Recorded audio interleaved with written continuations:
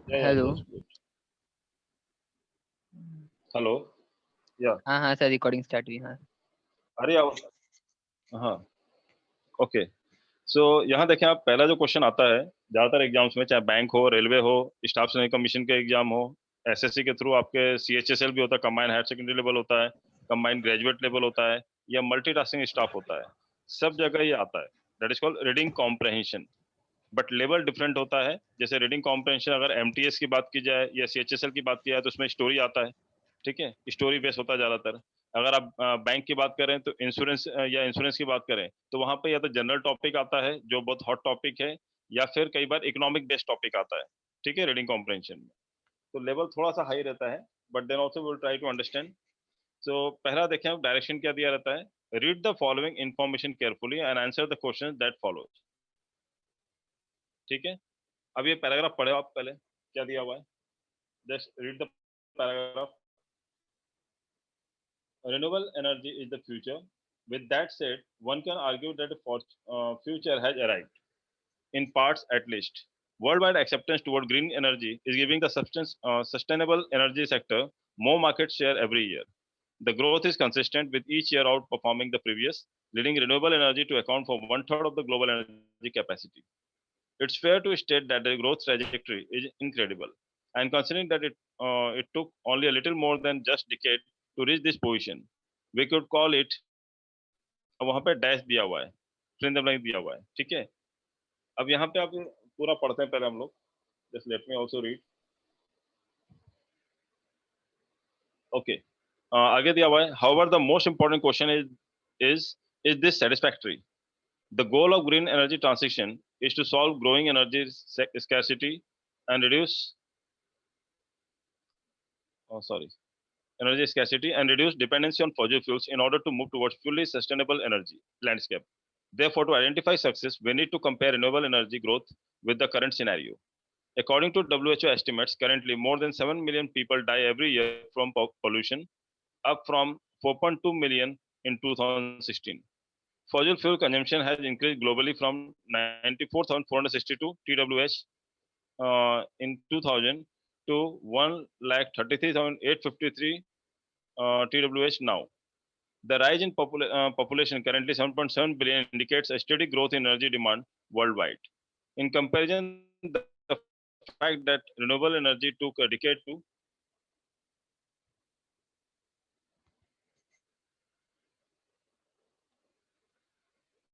कहाँ पे थे?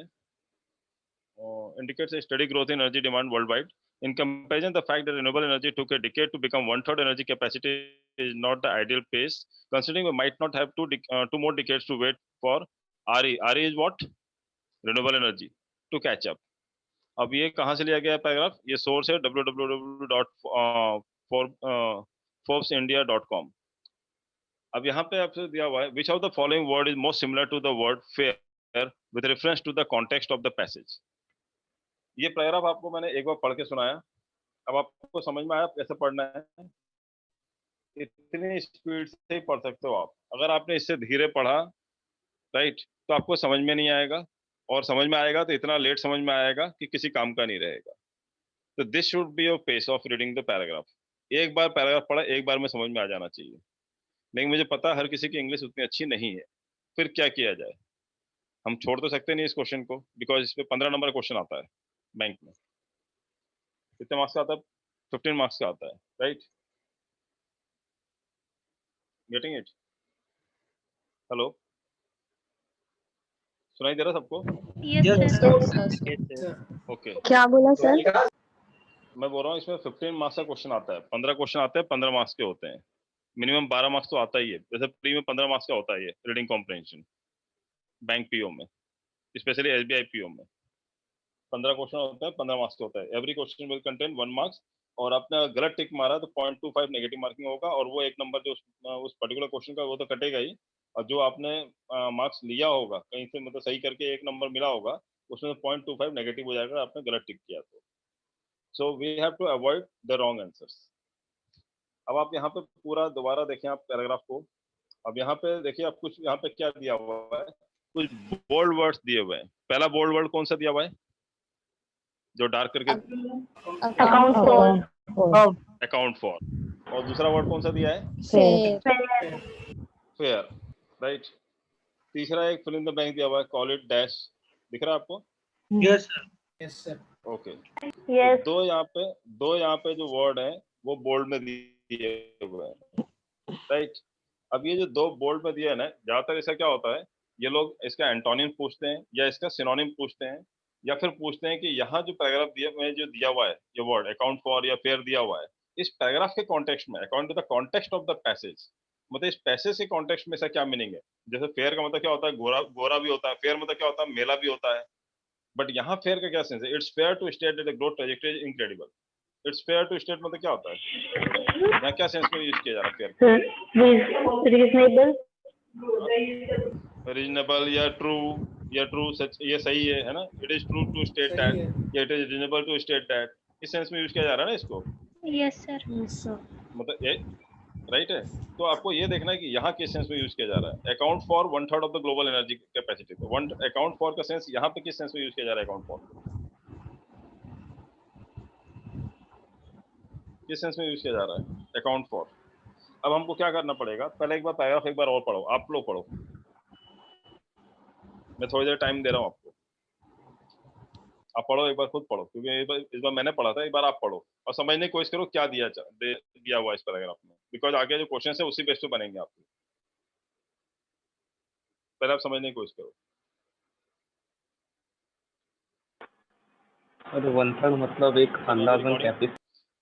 So renewable energy is the future. With that said, one can argue that future has arrived in parts at least. Worldwide acceptance toward green energy is giving sustainable energy sector more market share every year. The growth is consistent with each year outperforming the previous, leading renewable energy to account for 1/3 of the global energy capacity. It is fair to state that the growth trajectory is incredible, and considering that it took only a little more than just a decade to reach this position, we could call it dash. However, the most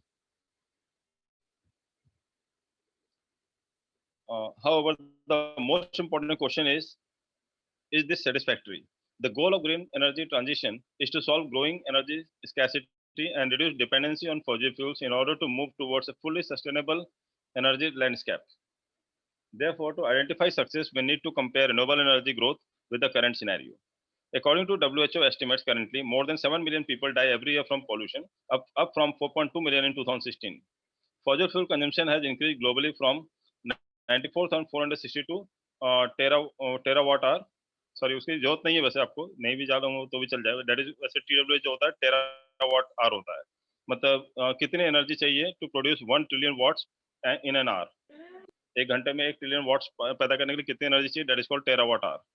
In 2000 to 1,33,853 terawatt hour now. The rise in population, currently 7.7 billion, indicates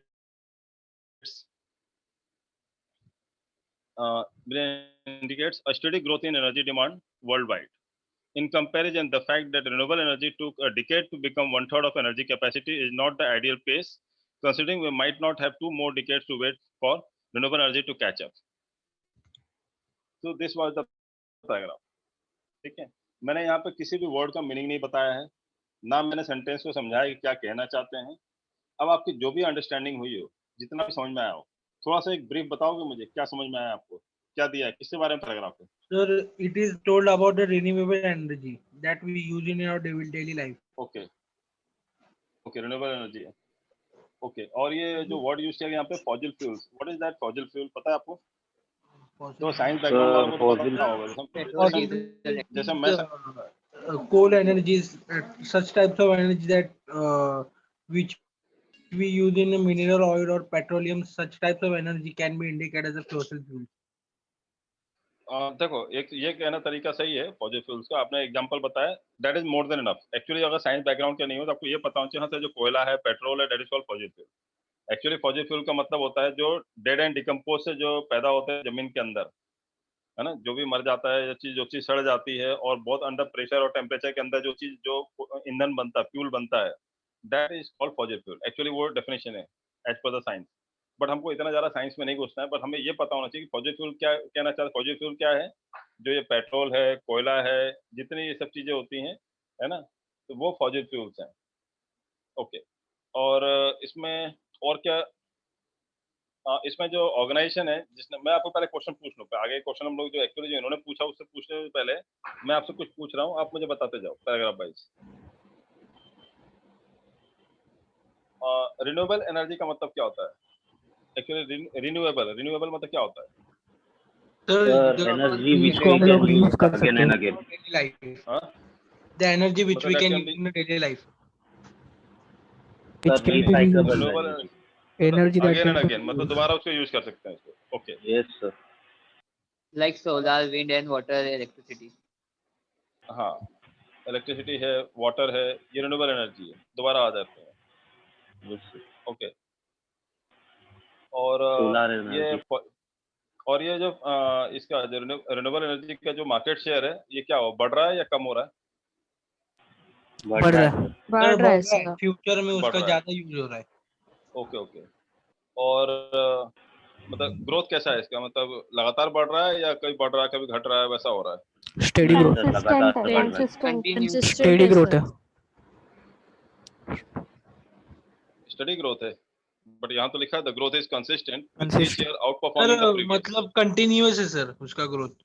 हाँ, consistent है with each year outperforming the previous का मतलब क्या हुआ कि हर अगले साल जो है Continuous. पिछले साल से हर साल बढ़ रहा है। बढ़ रहा है। ज्यादा इसीलिए बढ़ रहा है। बढ़ रहा है। हाँ। बढ़ रहा है। अब कंसिस्टेंट बोर्ड में क्या 1/3 होगा?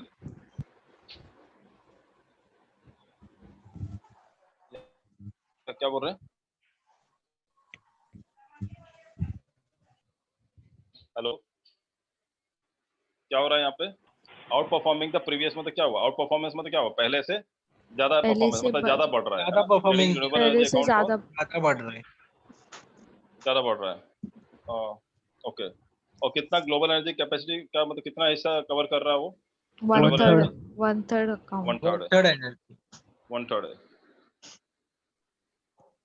और ये जो ग्रोथ ट्रेजेक्टरी का मतलब क्या होता है, आपको पता है ट्रेजेक्टरी वर्ड क्या होता है? No sir. ट्रेजेक्टरी एक लाइन होती है जो ग्राफ में बनाया जाता है, ट्रेजेक्टरी ग्राफ होता है। जैसे हम लोग जैसे कोई गोली मारता है या आप पत्थर फेंकते हो, है ना, तो ट्रेजेक्टरी मोशन में जाता है ना।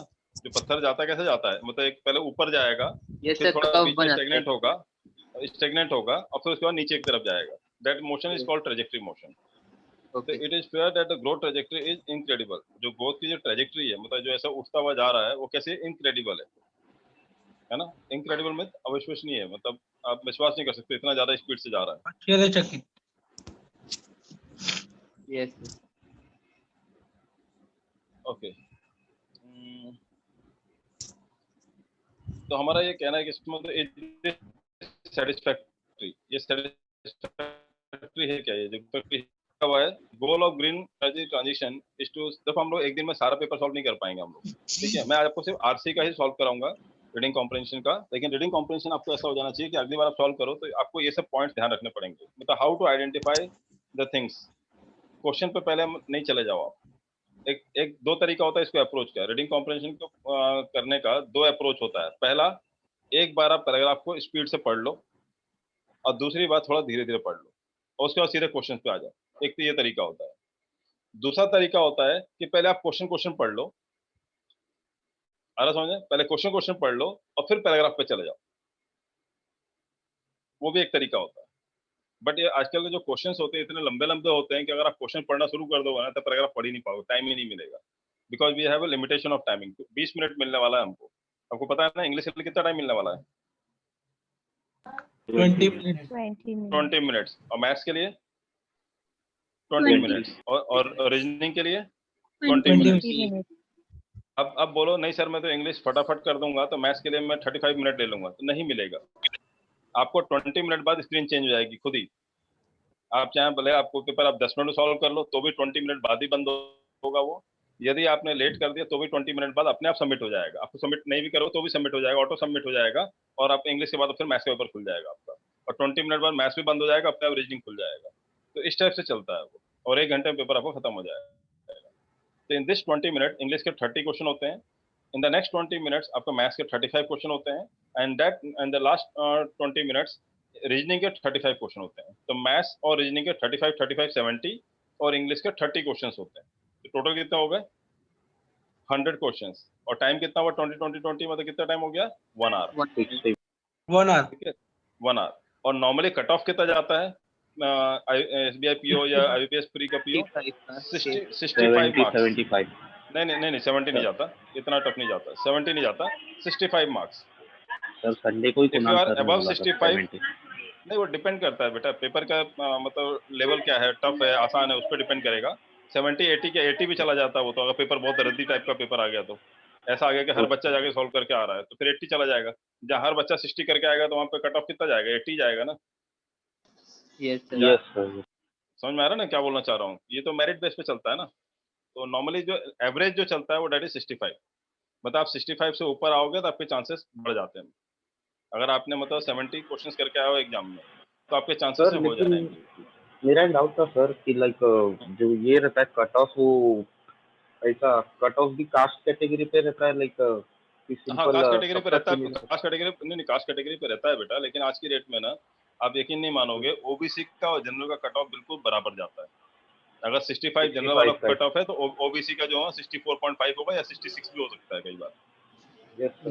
आ रहा समझ I में? agree. मतलब जनरल वालों का 65 है और ओबीसी वालों का 66 है ऐसा भी होता है ठीक है तो कैटेगरी बेस पे मत जाओ और एससी वालों का जो है जो एससी एसटी जो होता है उनका भी लेवल इतना नीचे नहीं जाता अगर जनरल वालों का 65 है ना तो एससी वालों का जाएगा ज्यादा जाएगा 61 बाबा एससी में भी आजकल पढ़ने वाले बच्चे हैं ना अब एससी नहीं रह गया क्रीमी लेयर है आज की डेट में जो बैंक की तैयारी करने वाला जो एससी हाँ तो एससी का जो कैंडिडेट है वो क्रीमी लेयर है जिनके माँ बाप ऑलरेडी गवर्नमेंट जॉब में या मतलब ऑलरेडी सक्सेसफुल है वो लोग एग्जाम दे रहे हैं ना जो एक्चुअल जो शेड्यूल कास्ट जो लोग हैं जो मतलब डाउन टोडन है जिनको पैसा नहीं है उन लोगों को सुविधा मिल ही नहीं पा रही है क्रीमी लेयर बन गई वही लोग मतलब जॉब ले रहे हैं तो आजकल मतलब जो है 61 कट ऑफ जाता है 62 कट ऑफ जाता है एससी वालों का भी मतलब जनरल वालों से 4 या 5 नंबर कम रहेगा बस इतना मान के चलना इससे ज्यादा डिफरेंस नहीं आएगा अभी मत समझना पहले है जैसे कि अगर जनरल वालों को 65 जा रहा तो एससी वालों का 42 होगा ऐसा नहीं होगा अभी ये 2011-12 में होता था अब नहीं होता ऐसा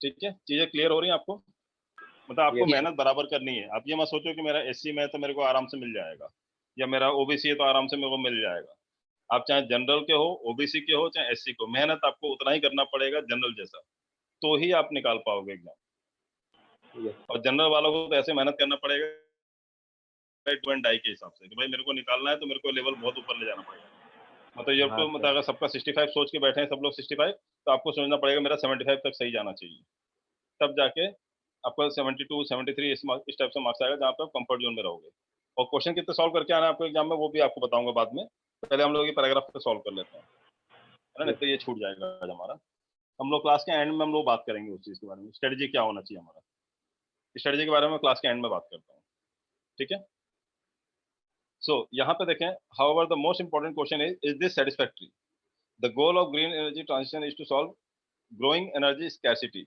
अच्छा ग्रीन एनर्जी जो ट्रांजिशन है इसका गोल क्या है इसका मकसद Growing क्या है energy. Growing scarcity. Energy की need को scarcity. complete करना fulfill. हाँ जो स्कैरसिटी है जो कमी है उस and कमी reduce को डिपेंडेंसी ऑन फॉसिल फ्यूल्स हाँ मतलब जो ग्रोइंग एनर्जी स्कैरसिटी है आज की डेट में मालूम है ना आपको कोयला कम हो गया है ईंधन कम हो गए हैं पेट्रोलियम भी कम हो रहा है ना Yes, sir. तो फॉसिल फ्यूल जितनी स्पीड से खर्चा हो रहा है उतनी स्पीड से पैदा नहीं हो सकता ना बेटा क्योंकि जमीन में वो टेम्परेचर प्रेशर पे बनता है डिकम्पोज चीजों से तो इतनी जल्दी तो नहीं हो सकता ना वो चीज 5 decades में खत्म हो जाएगा पेट्रोल हाँ 5 decades में पेट्रोल खत्म हो जाएगा हाँ वही बोल रहा हूँ ना तो इतनी जल्दी वो रिन्यू नहीं हो सकता कोयला भी देखिए वो खत्म हो रहा है धीरे धीरे तो इतनी Yes, जल्दी sir. रिन्यू नहीं हो सकता ना फॉसिल फ्यूल्स तो नहीं फिर हमें sir alternate source of energy पे जाना पड़ेगा रिन्यूएबल एनर्जी जैसे सूरज की एनर्जी है ना सोलर एनर्जी है या इलेक्ट्रिक एनर्जी है या वाटर एनर्जी है या विंड एनर्जी है ये अल्टरनेट एनर्जी है जो इनके एक तो इनसे फायदा है कि इनसे पोल्यूशन नहीं होता है ठीक है फॉसिल फ्यूल से पोल्यूशन बहुत ज्यादा होता है तो एक तो ये पोल्यूशन में हेल्प करता है अगर रिन्यूएबल एनर्जी इस टाइप की रहती है तो और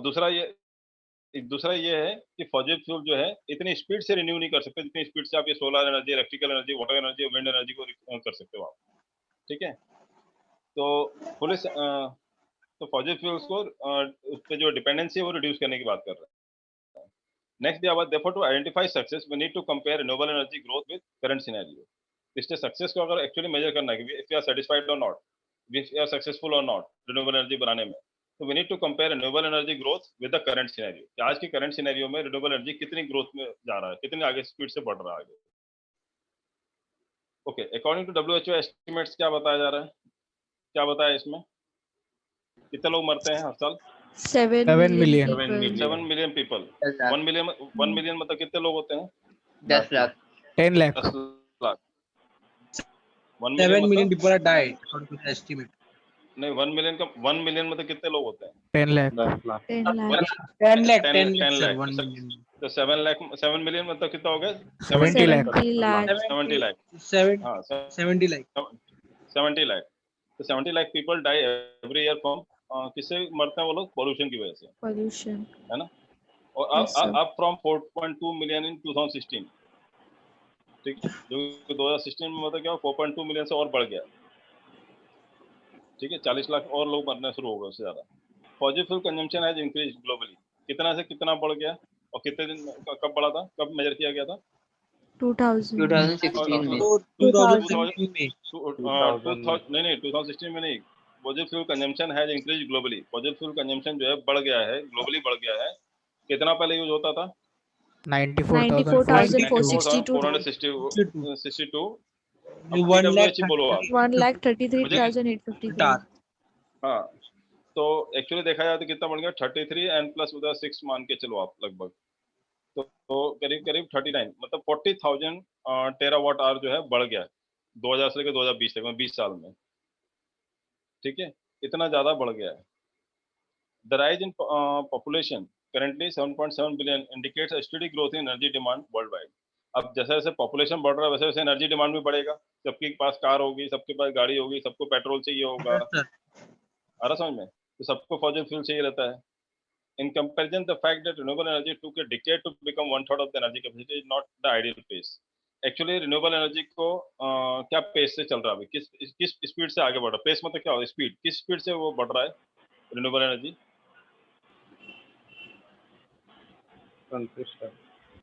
1/3. 1/3 ऑफ एनर्जी कैपेसिटी, जो हमारी जो एनर्जी कैपेसिटी है, जो मतलब हमारी पॉपुलेशन के हिसाब से जो हमारी एनर्जी कैपेसिटी है, सिर्फ उसका 1/3 ही मतलब हम लोग रिन्यूएबल एनर्जी सोर्स से मेकअप कर पा रहे हैं, बाकी 2/3 नहीं कर पा रहे हैं। और जो कि आइडियल पेस नहीं है, तो ये स्पीड से काम नहीं चलेगा, है ना? तो इस हिसाब से हम लोग क्या होता है, considering we might not have 2 more decades to wait for renewable energy to catch up. तो हमको 2 और डिकेड मतलब 20 साल और इंतजार नहीं कर सकते हम रिन्यूएबल एनर्जी के लिए कि वो 1/3 के बाद वो सीधे मतलब पूरा कवर कर पाए उस चीज को, वहां तक पहुंच पाए, जो रिमेनिंग 2/3 है वो भी। क्लियर है? समझ में आ गया Yes, आपको थोड़ा sir. बहुत पैराग्राफ? Yes, sir. Now answer let's move on to the things. अब यहाँ देखो, which of the following word is most similar to the word fair in reference to the context of the passage। अच्छा, यहाँ पे ध्यान रखना, यहाँ पे जो ऑप्शन आएगा ना, कई बार ऐसा ऑप्शन आता है जो ऑलरेडी उसका मीनिंग होता है, ठीक है? तो फेयर के मीनिंग के हिसाब से भी कुछ वो ऑप्शन दे सकते हैं, लेकिन आपको उस पर टिक नहीं करना, आपको किस पे टिक करना है? जो पैसेज के कॉन्टेक्स्ट में आएगा, कि आप अकॉर्डिंग टू द पैसेज। देखो दोनों में डिफरेंस है, बैंक में और एसएससी में। एसएससी में अगर फेयर का मीनिंग पूछा जाएगा तो फिर एग्जैक्टली वही मीनिंग बताना जो डिक्शनरी बताती है, लेकिन अगर बैंक में फेयर का मीनिंग पूछा जाए तो आप जाके पैराग्राफ में पढ़ना कि पैराग्राफ में किस सेंस में फेयर को यूज किया गया है। आ रहा समझ में? जैसे अगर मैं फार Yes. बोलूं, FAR फार, तो फार का मतलब क्या होता है? अगर अब मैं एसएससी का एग्जाम दे रहा हूँ तो फार का मतलब क्या आएगा? दूर. अवे, दूर अवे, जाना. दूर, अवे। लेकिन अगर मैं बैंक का एग्जाम दे रहा हूँ और बैंक के जो पैराग्राफ दिया हुआ है और पैराग्राफ में लिखा हुआ है C is far better than you, और वहां पे FAR फार यूज किया गया और बोल्ड कर दिया गया, C is far better than you. अब वहां पे ऑप्शन में वहां पे दिया हुआ है अवे भी दिया हुआ है, लेकिन वहां फार का मतलब क्या हुआ? More. More. better. More, a lot better. More. C is A far lot better भी हो देन यू। सकता है ना? नहीं, सी A इज lot फार भी हो बेटर देन यू। बहुत बहुत बेटर है. आप वॉइस ब्रेक हो रही है आप लोग, क्या बोल रहे हो आप? Better. More. बहुत बहुत ज्यादा मात्रा में, ठीक है, मतलब क्वांटिटी बता रहा हूँ। फार बेटर मतलब क्या होता है? मतलब it is A lot. Telling about the quantity, मतलब Quantity. बहुत ज्यादा मात्रा में, मतलब अबंडेंट, Yes, yes, sir. ठीक है, वो सेंस में यूज किया जा रहा है। तो आपका ऑप्शन वहां पे फार, वहां पे अवे नहीं होगा, फार का मतलब वहां पे क्या होगा? अबंडेंट होगा। ठीक है, जबकि फार का होता है अबंडेंट, कभी एसएससी में हम टिक नहीं मार सकते, लेकिन बैंकिंग में फार का होता है अबंडेंट ही टिक मारना पड़ेगा, because we have to go as per the passage, कि पैसेज में किस सेंस में यूज किया गया वर्ड को, उस हिसाब से आंसर देना है। गॉट द डिफरेंस कि एसएससी में और बैंक में डिफरेंस क्या होता है? Yes. Yes. एसएससी के एग्जाम में जो वर्ड दिया हुआ है उसका डिक्शनरी मीनिंग के हिसाब से टिक मारना होता है, और बैंक में जो वर्ड दिया हुआ है उसका पैसेज के कॉन्टेक्स्ट में क्या सेंस है, उस सेंस पे टिक मारना पड़ता है। Then only your answer will be correct. Clear है, समझ में आया आपको? Yes. So यहाँ पे देखा which of the following word is most similar to the word fair with reference to the context of the passage। अब fair को किस सेंस में यूज किया गया था, आप बताओ? Reasonable. Reasonable, colored, diligent या prejudice? Reasonable. Reasonable. ओके, हम देख लेते हैं एक बार फेयर को कहाँ यूज किया गया था। देखो यहाँ दिया हुआ है, it is fair to state that the growth trajectory is incredible. It is fair to state. अब फेयर को, अब ये बताओ मुझे, अब ये कैसे मीनिंग निकालना है, मैं आपको बताता हूँ। अब यहाँ पे फेयर क्या है, नेगेटिव वर्ड है, पॉजिटिव वर्ड है। देखो जिनको इंग्लिश नहीं आती मैं उनके लिए बता रहा हूँ, जिनको इंग्लिश आती है समझ में आ गया वो बहुत अच्छी बात है, मैं उनको भी पढ़ाता हूँ जिनको इंग्लिश नहीं आती। प्लीज आप लोग आवाज बंद कीजिए पीछे से। ओके, अब यहाँ पे जिसको इंग्लिश नहीं आती, मैं कहता हूँ मुझे इंग्लिश नहीं आती, ठीक है, अब मुझे ढूंढना है कि क्या सेंस है। अब यहाँ बताओ, it is fair to state that growth trajectory is incredible and consider it look only little more than just a decade to reach this position. अब यहाँ पे मुझे फेयर का मतलब क्या है, ये पॉजिटिव वर्ड है कि नेगेटिव वर्ड है, पहले तो मुझे ये बताओ। Positive. Positive word is positive word है, ठीक है, चलो हम लोग वापस नीचे जाते हैं। तो पॉजिटिव वर्ड है, इसका सिनोनिम क्या होगा, पॉजिटिव ही होगा, ठीक है। एक्सीलेंट क्या है, पॉजिटिव वर्ड है नेगेटिव वर्ड है? positive. Positive. रीजनेबल क्या है, पॉजिटिव है कि नेगेटिव है? Positive. Positive. ओके, और कलर्ड क्या है? कलर्ड का तो कोई सेंस ही नहीं बनता है। नहीं, कलर्ड तो कोई सेंस ही नहीं बन रहा है, ये तो कुछ है ही नहीं, तो हटा ही दो इसको, ये ऑप्शन तो हो ही नहीं सकता। अब एक वर्ड बचा है डिलीजेंट और एक बचा है प्रेजुडिस्ड। अब मुझे इन दोनों का मीनिंग ही नहीं पता, ठीक है, मुझे इन दोनों का मीनिंग ही नहीं पता। देखो ये मत सोचो कि सर आप मीनिंग बता दो, मैं मीनिंग बता सकता हूँ और आप भी देख सकते हो मीनिंग क्या होगा, लेकिन जब हम एग्जाम में बैठेंगे वहां में ना मैं बताने वाला हूँ आपको, और ना आपको डिक्शनरी देखने को मिलेगा, ना गूगल सर्च मारने को मिलेगा आपको, ठीक है। फिर भी हमको आंसर सही करके आना है कि नहीं आना है? Yes, sir. ठीक है। Now what we will see another word. अब हम देखते हैं यहाँ पे कि यहाँ जो किया गया फेयर टू स्टेट। अब यहाँ पे फेयर जो यूज किया गया है, फेयर क्या है वर्ड, ये नाउन है, एडजेक्टिव है, वर्ब है, एडवर्ब। देखो मैं ग्रामर का यूज अब यहाँ बताता हूँ कैसे यूज होगा। सर आप आवाज आ रही किसी के पीछे से, बैकग्राउंड से? मुझे यहाँ बताओ कि फेयर का जो यूज किया गया है यहाँ पे, ये नाउन है, ये किसकी आवाज आ रही है? अस्मिता। अस्मिता सी टू इट बेटा, आवाज आ रही पीछे से आपके इसमें। It's fair to state that the growth trajectory is incredible. मुझे बताओ इट्स फेयर, फेयर का मतलब यहाँ पे सेंस ये फेयर क्या है, नाउन है, एडजेक्टिव है, वर्ब है या एडवर्ब, ये चार ही में से ढूंढना है आपको हमेशा। आपको कोई प्रोनाउन नहीं पूछेगा, कोई आपसे कंजंक्शन नहीं पूछेगा या कोई प्रेपोजिशन नहीं पूछेगा। आप मुझे बताओ कि फेयर जो वर्ड है, is it a noun, is it adverb या एडजेक्टिव या वर्ब? ये चारों में से कौन सा वर्ड है? ये एडजेक्टिव है सर, Adjective. एडजेक्टिव है सर। क्वालिटी बता रहा है ना ये, हाँ सर। ठीक है। तो एडजेक्टिव का जो आपका जो सिनोनिम होगा ना, उसका जो मीनिंग होगा वो एडजेक्टिव ही होना चाहिए, चाहे उसका एंटोनिम पूछे चाहे सिनोनिम पूछे, ध्यान रखना आप। तो अब देखते हैं हम लोग नीचे जाकर के वापस। अब एक्सीलेंट, एक्सीलेंट क्या है? एक्सीलेंट मीनिंग है, एक्सीलेंट आएगा सर, क्वालिटी बता रहा है। नहीं, ठीक है, मैं वो नहीं पूछ रहा सर। देखो इंग्लिश के मीनिंग पे जाओगे ना तो गलत हो जाएगा। सर मीनिंग मुझे ये बताओ, एक्सीलेंट क्या है, नाउन है कि एडजेक्टिव है कि वर्ब है कि एडवर्ब है? एडवर्ब। सर एडजेक्टिव हो सकता है ना सर, क्वालिटी है एक्सीलेंट। Okay, Adjective. कलर और कलर्ड क्या है? कलर्ड भी कलर्ड क्वालिटी एडवर्ब है।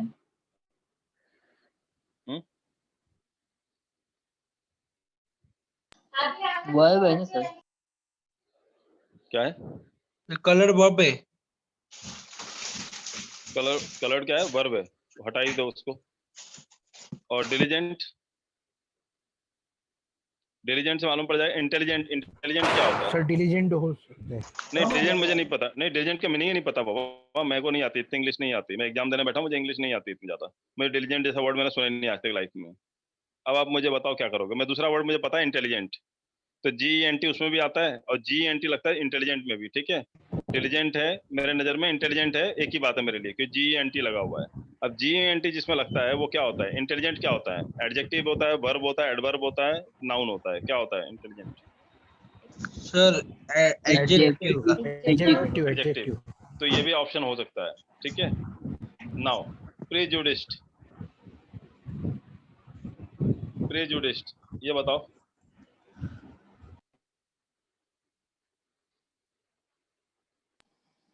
verb, Verb. क्यों प्रेजुडिसिंग होता है कोई वर्ड? ING लगता है कैसे कोई वर्ड? आज तक सुना है कभी प्रेजुडिसिंग? वर्ब प्रेजुडिस नहीं सुना है क्या? नाउन नाउन Verb होगा।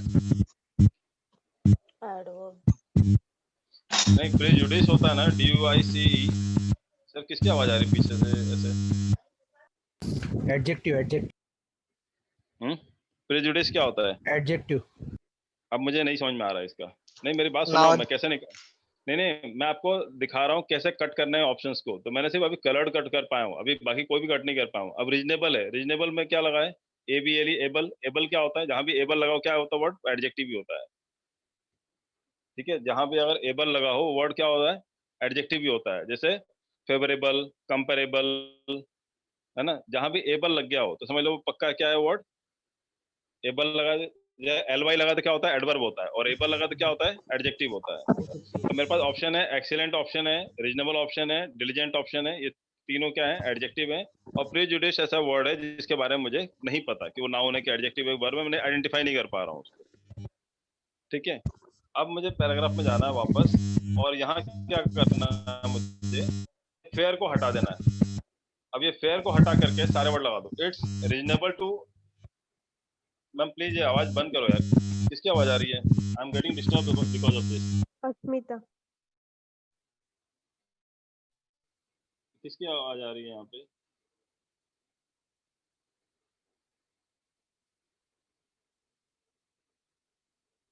ओके, अब मुझे यहाँ बताओ आपको कैसे निकालना है, मैं आपको तरीका बता रहा हूँ। एक तो मैंने वो उस बेस पे बताया कि नाउन, एडजेक्टिव, वर्ब, एडवर्ब निकाला हमने। देखो आज हम सीख रहे हैं, आज हम स्पीड मैटर नहीं करता हमारे लिए कि हम कितना धीरे चल रहे हैं, तो हम सर इतने देर में हमने सिर्फ एक ही क्वेश्चन सॉल्व किया, वो इंपॉर्टेंट नहीं है हमारे लिए। मैं आपको पैराग्राफ पढ़ाने में 2 दिन भी लगाऊंगा तो कोई दिक्कत नहीं है, लेकिन ऐसा है कि अगला पैराग्राफ जब करोगे आप तो आपको ये सारे जो फैक्टर्स हैं जो मैं आपको बता रहा हूँ आपको ध्यान रखना पड़ेगा। उसके बेस पे आप टिक मारोगे तो आपकी जो प्रोबेबिलिटी होगी सही होने की वो 100% सही हो जाएगी, मैं तो कहता हूँ, अगर आप थोड़ा सा ध्यान दे करो तो। अब मुझे बताओ इट्स फेयर टू, ये दिया हुआ है। अब मुझे फेयर वर्ड हटाना है और ऐसा कोई वर्ड डालना है जिसके आगे प्रेपोजिशन TO टू लगा सकता हूँ। अब मुझे बताओ इसमें कौन सा है जो आगे टू लगा सकता हूँ? एक्सीलेंट टू सुना कभी आपने? एक्सीलेंट टू और रीजनेबल। नहीं मैं आपसे adverb, पूछ रहा हूँ, नहीं मैं आपसे पूछ रहा हूँ, मुझे मतलब नहीं हो सब चीजों से। एक्सीलेंट टू सुना है नहीं क्या? sir. नहीं नहीं sir. हो गया। रीजनेबल टू सुना है आपने? It Oh. Is reasonable to, it is reasonable to buy a car, Yes sir. Reasonable to buy a Yes, book sir. Like this, Yes sir. सुना है ना? Yes sir Yes. Yes sir. Yes sir. Okay, diligent to सुना है क्या? नहीं sir. No. No It's diligent to, it prejudiced to, it is reasonable to। कौन सा ज्यादा अप्रोप्रिएट लग रहा है आपको इसमें से? Reasonable reasonable, it is reasonable too, बस वही आंसर होगा फिर। अब आपको समझ में आया कैसे निकालना है जब हमें इंग्लिश नहीं आती है तो भले आपको इंग्लिश आती हो तो भी आपको और ऑथेंटिक करना है कि नहीं मैंने जो सोचा है वही आंसर सही है कि नहीं है। तो ये तरीका होता है कि एक तो आप नाउन, एडजेक्टिव, वर्ब, एडवर्ब के बेस पे कैंसिल कर दो ऑप्शंस को। दूसरा ऑप्शन ये होता है कि अगर सिनोनिम पूछा गया है तो इनमें से वर्ड उठा के डायरेक्टली वहां पे पुट कर दो और देखो आगे पीछे जो प्रेपोजिशन और जो सेंटेंस फ्रेम हो रहा है बिल्कुल मतलब सही जा रहा है क्या उसके साथ। तो एक्सीलेंट टू नहीं सुना मैंने, है ना? इट्स एक्सीलेंट टू हो सकता है क्या? It's excellent too, no No sir. है ना? नहीं हो सकता है, ठीक है, क्योंकि एक्सीलेंट टू नहीं बोल सकते, क्योंकि देखो अगर मतलब कंपैरिजन करना भी तो एक्सीलेंट से कंपैरिजन होता ही नहीं है ना। एक्सीलेंट एक्सीलेंट तो इनकम्परेबल है। सुपरलेटिव डिग्री एडजेक्टिव है, सुपरलेटिव डिग्री के साथ टू ला ही नहीं सकते आप। ये बोल सकते हैं he is older too, he is younger too, he is senior too, junior too, but excellent too तो हो ही नहीं सकता ना। आ रहा समझ में? मैं ये बोल ही नहीं सकता ना he is Yes. Excellent too Mohan. Excellent too Mohan तो हो ही नहीं सकता, क्योंकि कंपैरिजन तो हो ही नहीं रहा ना। एक्सीलेंट तो टॉप मोस्ट पोजीशन पे है, ये सुपरलेटिव डिग्री एडजेक्टिव है। ये तो एडजेक्टिव वो भी है, रीजनेबल भी एडजेक्टिव है, बट एक्सीलेंट जो है वो सुपरलेटिव डिग्री एडजेक्टिव है, और सुपरलेटिव डिग्री एडजेक्टिव के साथ आगे टू नहीं लगाते हम लोग। सी अब यहाँ पे मैं ग्रामर हेल्प करता है मुझे। अगर मुझे आपको इतनी ग्रामर आपको सिखा दूं तो आपको भी समझ में आएगा कि सुपरलेटिव डिग्री के साथ हम लोग टू ला ही नहीं सकते ना। कंपैरेटिव के साथ टू लगाते हैं ना, ओल्डर टू, यंगर टू, है ना, सीनियर टू, जूनियर टू, यही बोलते हैं ना। क्लियर है? तो एक्सीलेंट तो हो ही नहीं सकता, कलर्ड भी नहीं हो सकता। दो ऑप्शन कट कर दिया हमने। अब it's diligent too, it's prejudice too, it is reasonable too, तो ज्यादा कॉमन कौन सा लग रहा है और कौन सा ज्यादा कॉमन लग रहा है, वही उसका आंसर होता है ज्यादातर चांसेस है। It is reasonable too. It is reasonable too. समझ में आ रहा है आपको? तो this will be the answer. तो इसका आंसर क्या होगा? बी होगा। क्लियर है? समझ में आया आपको? समझ में आया क्या आपको? Yes, sir, समझे। Yes, sir. Yes, sir.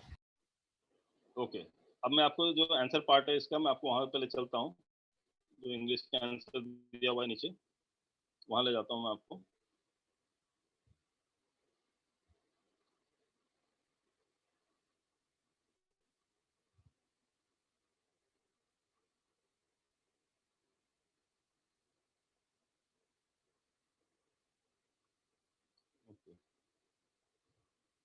अब देखो यहाँ पे दिया हुआ है इसका meaning.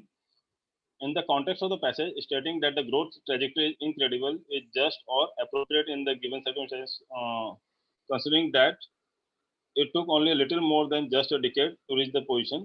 The appropriate word among the given option is reasonable, so the correct answer is B. और diligent का मतलब क्या होता है? Having or showing care of conscientious in one's work or duties. ठीक है? और prejudice क्या होता है? Having or showing a dislike or distrust that is derived from prejudice, bigoted, मतलब कट्टर टाइप में। ठीक है? तो ये ऑप्शन दिए हुए हैं, लेकिन अब ये सब देखो, ये मैंने आपको ये आंसर जो दिए हुए हैं ना, इसके बेस पे आप नहीं निकाल पाओगे, क्योंकि यहाँ तो वो बता रहे हैं कि इसका मतलब क्या होता है। अगर मीनिंग पता है तो अलग बात है, अगर मीनिंग नहीं पता तो जो मैंने आपको तरीका बताया that is the best option. उससे अच्छा तरीके से आप नहीं निकाल पाओगे। समझ में आ रहा है आपको? Yes, sir. Yes. क्या लग रहा है आपको? नीचे जो आंसर दिया था वो ज्यादा अप्रोप्रिएट तरीका था, या जो मैंने आपको तरीका बताया? सर जो आपने तरीका बताया, आपने जो बताया वो appropriate है ज्यादा। हाँ, तो उस तरीके से आप निकाल सकते हो। क्या क्या करने को बोला मैंने इसमें? अगर कभी भी कोई वर्ड जो दिया रहेगा बोल्ड लेटर में इंग्लिश में, उसको अगर हमें मीनिंग निकालना है तो क्या तरीका निकालने का? क्या तरीका निकालने का उसको? जो वर्ड उसके Word, साथ adverb, वो सब वो join करने का। उसको निकालने का एक तरीका है कि जो बोल्ड लेटर दिया है पहले तो वो पता करो वो पॉजिटिव है कि नेगेटिव है। पहला अटेम्प्ट लिख लो आप। कैसे कैसे पता करना है कि जो बोल्ड में जो लेटर दिया हुआ है, जो वर्ड दिया हुआ है, पहले हमें पता करना है कि वो पॉजिटिव वर्ड है कि नेगेटिव वर्ड है। अगर वो पॉजिटिव वर्ड है तो उसका जो सिनोनिम होगा वो भी पॉजिटिव होगा, नेगेटिव नहीं हो सकता। यदि वो नेगेटिव वर्ड है तो उसका जो सिनोनिम होगा वो भी नेगेटिव होगा। ये दिमाग में बैठ गया आपके? लिख लिया आपने? समझ में आया आपको क्या बोला मैंने? If the bold word, so the synonym will also be positive. If the bold word is negative, then the synonym will also be a negative word. Clear? चीज समझ में आ गया आपको? पॉजिटिव है तो पॉजिटिव होगा उसका सिनोनिम, और नेगेटिव है तो नेगेटिव होगा। दूसरा क्या देखना हमको? ये चार फैक्टर देखना है। Noun, adjective, verb, adverb. कौन कौन से? Noun, adjective, verb, adverb. कि इन चारों में से वो कौन सा है जो बोल्ड लेटर में दिया हुआ, वो चारों में से कौन सा है? नाउन है, एडजेक्टिव है, वर्ब है या एडवर्ब है? और फिर आपको ऑप्शन में ढूंढना है। अगर वो नाउन है तो आपको ऑप्शन में कौन से, किस पे टिक मारना है? उसका सिनोनिम कौन सा होगा? नाउन होगा। उसका एंटोनिम भी कौन सा होगा? अगर उल्टा भी पूछा गया, अपोजिट मीनिंग भी पूछा गया तो अपोजिट मीनिंग भी पूछने का, तो अपोजिट भी कौन सा होगा? नाउन ही होगा। यदि वो एडजेक्टिव है तो उसका सिनोनिम भी एडजेक्टिव होगा, और उसका अगर एंटोनिम पूछा जाए कि अपोजिट क्या होगा तो भी एडजेक्टिव ही होगा। यदि वो एडवर्ब है तो उसका एंटोनिम सिनोनिम भी क्या बनेगा? एडवर्ब बनेगा। यदि वो वर्ब है तो उसका एंटोनिम पूछे चाहे सिनोनिम पूछे वो भी क्या बनेगा? वर्ब ही रहेगा। ये समझ में आया आपको? अगर जो बोल्ड लेटर दिया हुआ है, जैसे हम किसकी बात कर रहे थे? फेयर की बात कर रहे थे। ठीक है, तो हम किसकी बात कर रहे थे? फेयर की बात कर रहे थे ना। Yes sir. तो फेयर क्या है? नाउन है, एडजेक्टिव है, वर्ब है, एडवर्ब है। पहले हमने ये पता किया कि पॉजिटिव है कि नेगेटिव वर्ड है। नहीं, फेयर यहाँ पे एडजेक्टिव है सर। एडजेक्टिव है sir. It's fair too, fair adjective है। तो अगर वो एडजेक्टिव है तो जो ऑप्शन होंगे, जैसे एबल है, ये भी एडजेक्टिव होता है, एक्सीलेंट भी एडजेक्टिव है, लेकिन सुपरलेटिव डिग्री एडजेक्टिव है ना। तो आपको ये सब पता करना पड़ेगा कि एडजेक्टिव है तो एडजेक्टिव भी इसका सिनोनिम हो सकता है। यदि उसका अपोजिट पूछेगा फेयर का उल्टा बताओ, ठीक है। यदि अनरीजनेबल पे दिया है तो उसका आंसर हो सकता है और अपोजिट की बात की जाएगा। ठीक है, समझ में आ रहा है आपको? बट रहेगा क्या, एडजेक्टिव का एडजेक्टिव रहेगा। क्लियर है, समझ में आया आपको? Yes sir. Yes, तो sir. This was the first thing. तो this was the first thing कि यदि पॉजिटिव वर्ड है तो पॉजिटिव नेगेटिव वो पता करना है, फिर नाउन एडजेक्टिव वर्ब एडवर्ब पता करना है, और फिर तीसरा, अगर ये दोनों से भी अब काम नहीं बनता तो तीसरा ऑप्शन क्या है हमारा, कि जो वर्ड है ये उठा के वहां पर रख दो जहां पे वर्ड लिखा हुआ है, और फिर देखो कि आगे पीछे जो प्रेपोजिशन और जो वर्ड दिया मैच हो रहे हैं कि उस वर्ड के साथ, और कौन सा ज्यादा कंफर्टेबल अगर मैच होने में, बस वही उसके आंसर टिक मार देना। तो this trick is going to help you even if you know English. नहीं आती तो फिर तो सबसे ज्यादा रामबाण है, और अगर आता है तो भी आपकी काफी हेल्प करेगा ये पता करने में कि लाइक जो आप सोच रहे हो वो आंसर सही है या गलत है। जैसे आपने एक्सीलेंट भी कई लोगों ने सोच लिया था कि सर एक्सीलेंट भी हो सकता है वहां पे, बट एक्सीलेंट गलत हो गया ना, क्योंकि वहां पे टू लगा नहीं सकते हम लोग, एक्सीलेंट में कंपैरिजन नहीं कर सकते हम लोग, तो वहां से वो गलत हो गया। जबकि एक्सीलेंट भी आपका एडजेक्टिव है, रीजनेबल भी एडजेक्टिव है। समझ में आ रहा है? Yes, Yes, sir. sir. Okay. Now moving on to the next question. Which of the following is similar to the meaning to account for? अब यहाँ पूछ रहे हैं कि which of the following is similar to the meaning account for? Ma'am फिर आवाज आ रही है आपके। सर डाउट है मुझे। हाँ बोलो। सर वो टू कभी लगाना, आपने बोला ना टू एडजेक्टिव होगा वर्ड तो ही टू लगाना है क्या? कौन सा? नहीं बेटा, ऐसा नहीं है। आपका जो टू लगा हुआ है ना, ये टू आपको देखना है कि वहां पे मैच हो रहा है कि नहीं हो रहा, आपको वो देखना है। देखो नाउन के साथ भी अगर आप बोलो कि जैसे अगर मैं बोलूं कि कोई भी चीज आप ले लो नाउन, जैसे गिव लैपटॉप टू मोहन, तो लैपटॉप के बाद भी टू लगा सकता हूँ ना मैं। वर्ब के बाद भी लगा सकता हूँ, I am going to school, तो गोइंग के बाद भी टू लगा दे, वर्ब के बाद भी लगा सकता हूँ, हाँ है ना। It is fair to use, it is unfair to use, तो यहाँ भी फेयर के साथ लगा सकता हूँ मैं, रीजनेबल के साथ भी लगा सकता हूँ मैं। तो ऐसा कुछ नहीं है कि नाउन के साथ लगा सकते हैं, एडजेक्टिव के साथ लगा सकते हैं, प्रीपोजिशन। बट आपको ये देखना है कि जो ऑप्शन में वर्ड दिए हुए हैं अगर वो वहां फिट करते हैं तो अप्रोप्रिएट बन रहा है क्या सेंटेंस, उसका सेंसेबल सेंटेंस बन रहा है क्या वो चीज। Okay sir. समझ में आ रहा है? अब आप ये बताओ वहां पे डाल के देखो, it is excellent too, it's fair को हटा के एक्सीलेंट डाल दो वहां पे, और सेंटेंस पढ़ के देखो सेंस बन रहा है क्या उस सेंटेंस का। नहीं बन रहा ना, तो नहीं होगा उसका आंसर। No sir. तो ऐसा निकालना है हमको उस चीज को। समझ में आ रहा है आपको? हाँ ओके सर। है ना? Okay sir. ओके। तो नेक्स्ट क्वेश्चन है, which of the following is similar to the meaning to account for. अब अकाउंट फॉर का मीनिंग बताना है हमको। अब अकाउंट फॉर का मीनिंग बताना है, अकाउंट फॉर किस सेंस में यूज किया गया है। एंड द ऑप्शंस आर, अब यहाँ पे दिया हुआ है सेकंड का ऑप्शन, टू फॉर्म, देखो यहाँ पे दिया हुआ है ये, to form a particular part of something, to consider और regard, take an opportunity, doing anything risky, take control of. Option A. Form a particular for. part of something. Account for. Option A. अब हमें क्या करना है, account for का meaning ढूंढना। अभी पहले 4 बार ये पहले ऑप्शन देख लो कौन कौन सा है। To form a particular part of something, मतलब किसी का हिस्सा बनना। टू कंसिडर और रिगार्ड, कंसिडर करना है, रिगार्ड करना, है ना, मान लेना। टेक एन अपॉर्चुनिटी, मौका ले, मतलब मौके का फायदा उठाना, take an opportunity. Doing anything risky, कोई रिस्की काम करना। टेक कंट्रोल ऑफ, किसी चीज पे कंट्रोल करना अपना। अब यहाँ पे आ जाते हैं पैराग्राफ में, यहाँ पे अकाउंट फॉर यहाँ पे लिया हुआ है, देखो ये अकाउंट फॉर दिया हुआ ना। अब यहाँ किस सेंस में यूज किया गया है, To form a part of something. देखो द ग्रो, यहाँ से पढ़ो, the growth is consistent with each year outperforming the previous, leading renewable energy to account for 1/3 of global energy capacity. अब आपको क्या करना है, account for 1/3 of global energy strategy. अब आपको इसमें मीनिंग बताना है। अकाउंट फॉर के बाद ये 1/3 एक अमाउंट दिया हुआ है, 1/3 क्या है, कोई चीज का अमाउंट है ना। अब Yes, वो क्या sir. करना है, अब यहाँ पे जाओ, मतलब 1/3 ऑफ समथिंग मतलब पार्ट है ना, तो form a particular part of something है, अच्छा। एक पार्ट है समथिंग, ठीक है। या अमाउंट टू कंसिडर और रिगार्ड, या to take an opportunity, doing anything risky, या take control of. To form a particular part of something. Option A. Hmm?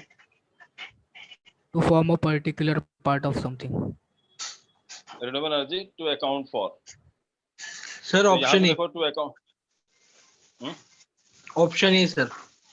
Yes, sir. Option A. क्यों ऑप्शन ए आएगा? Because renewable energy Sir, it forms is one showing third the part of reference of global energy particular utility. part of thing.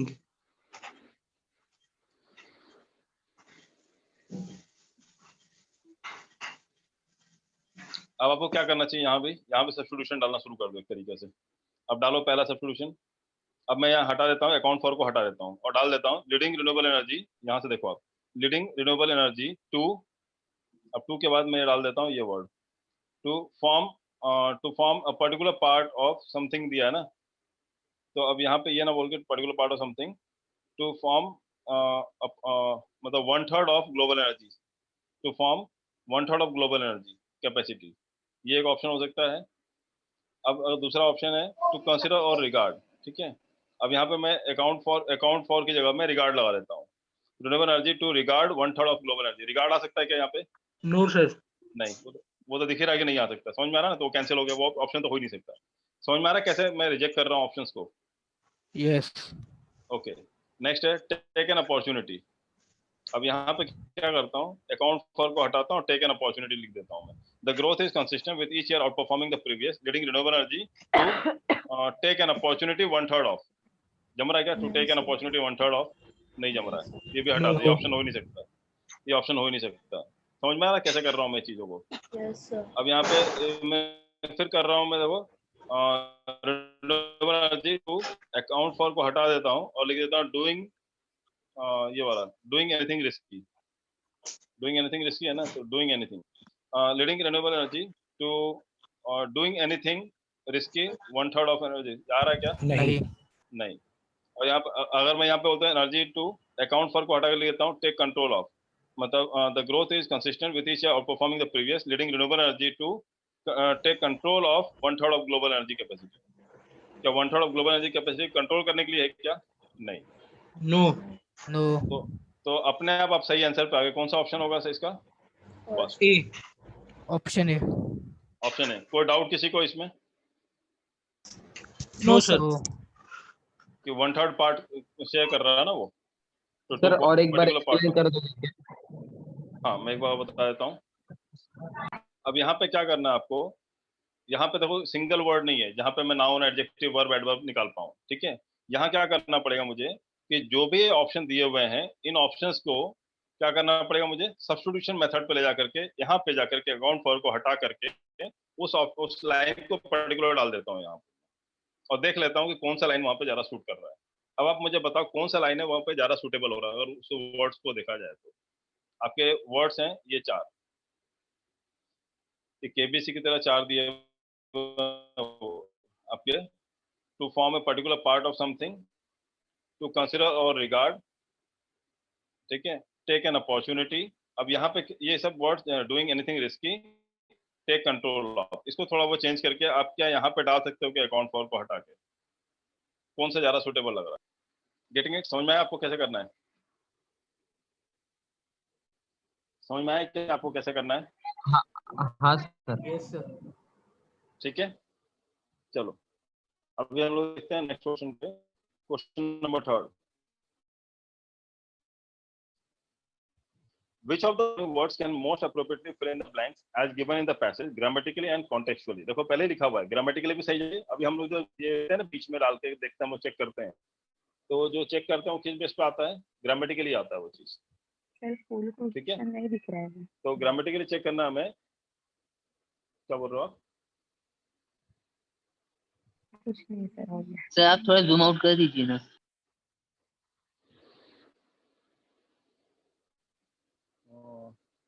अभी दिख रहा है? हाँ sir, ये Yes. बहुत छोटा हो गया। अभी दिख रहा proper? Yes.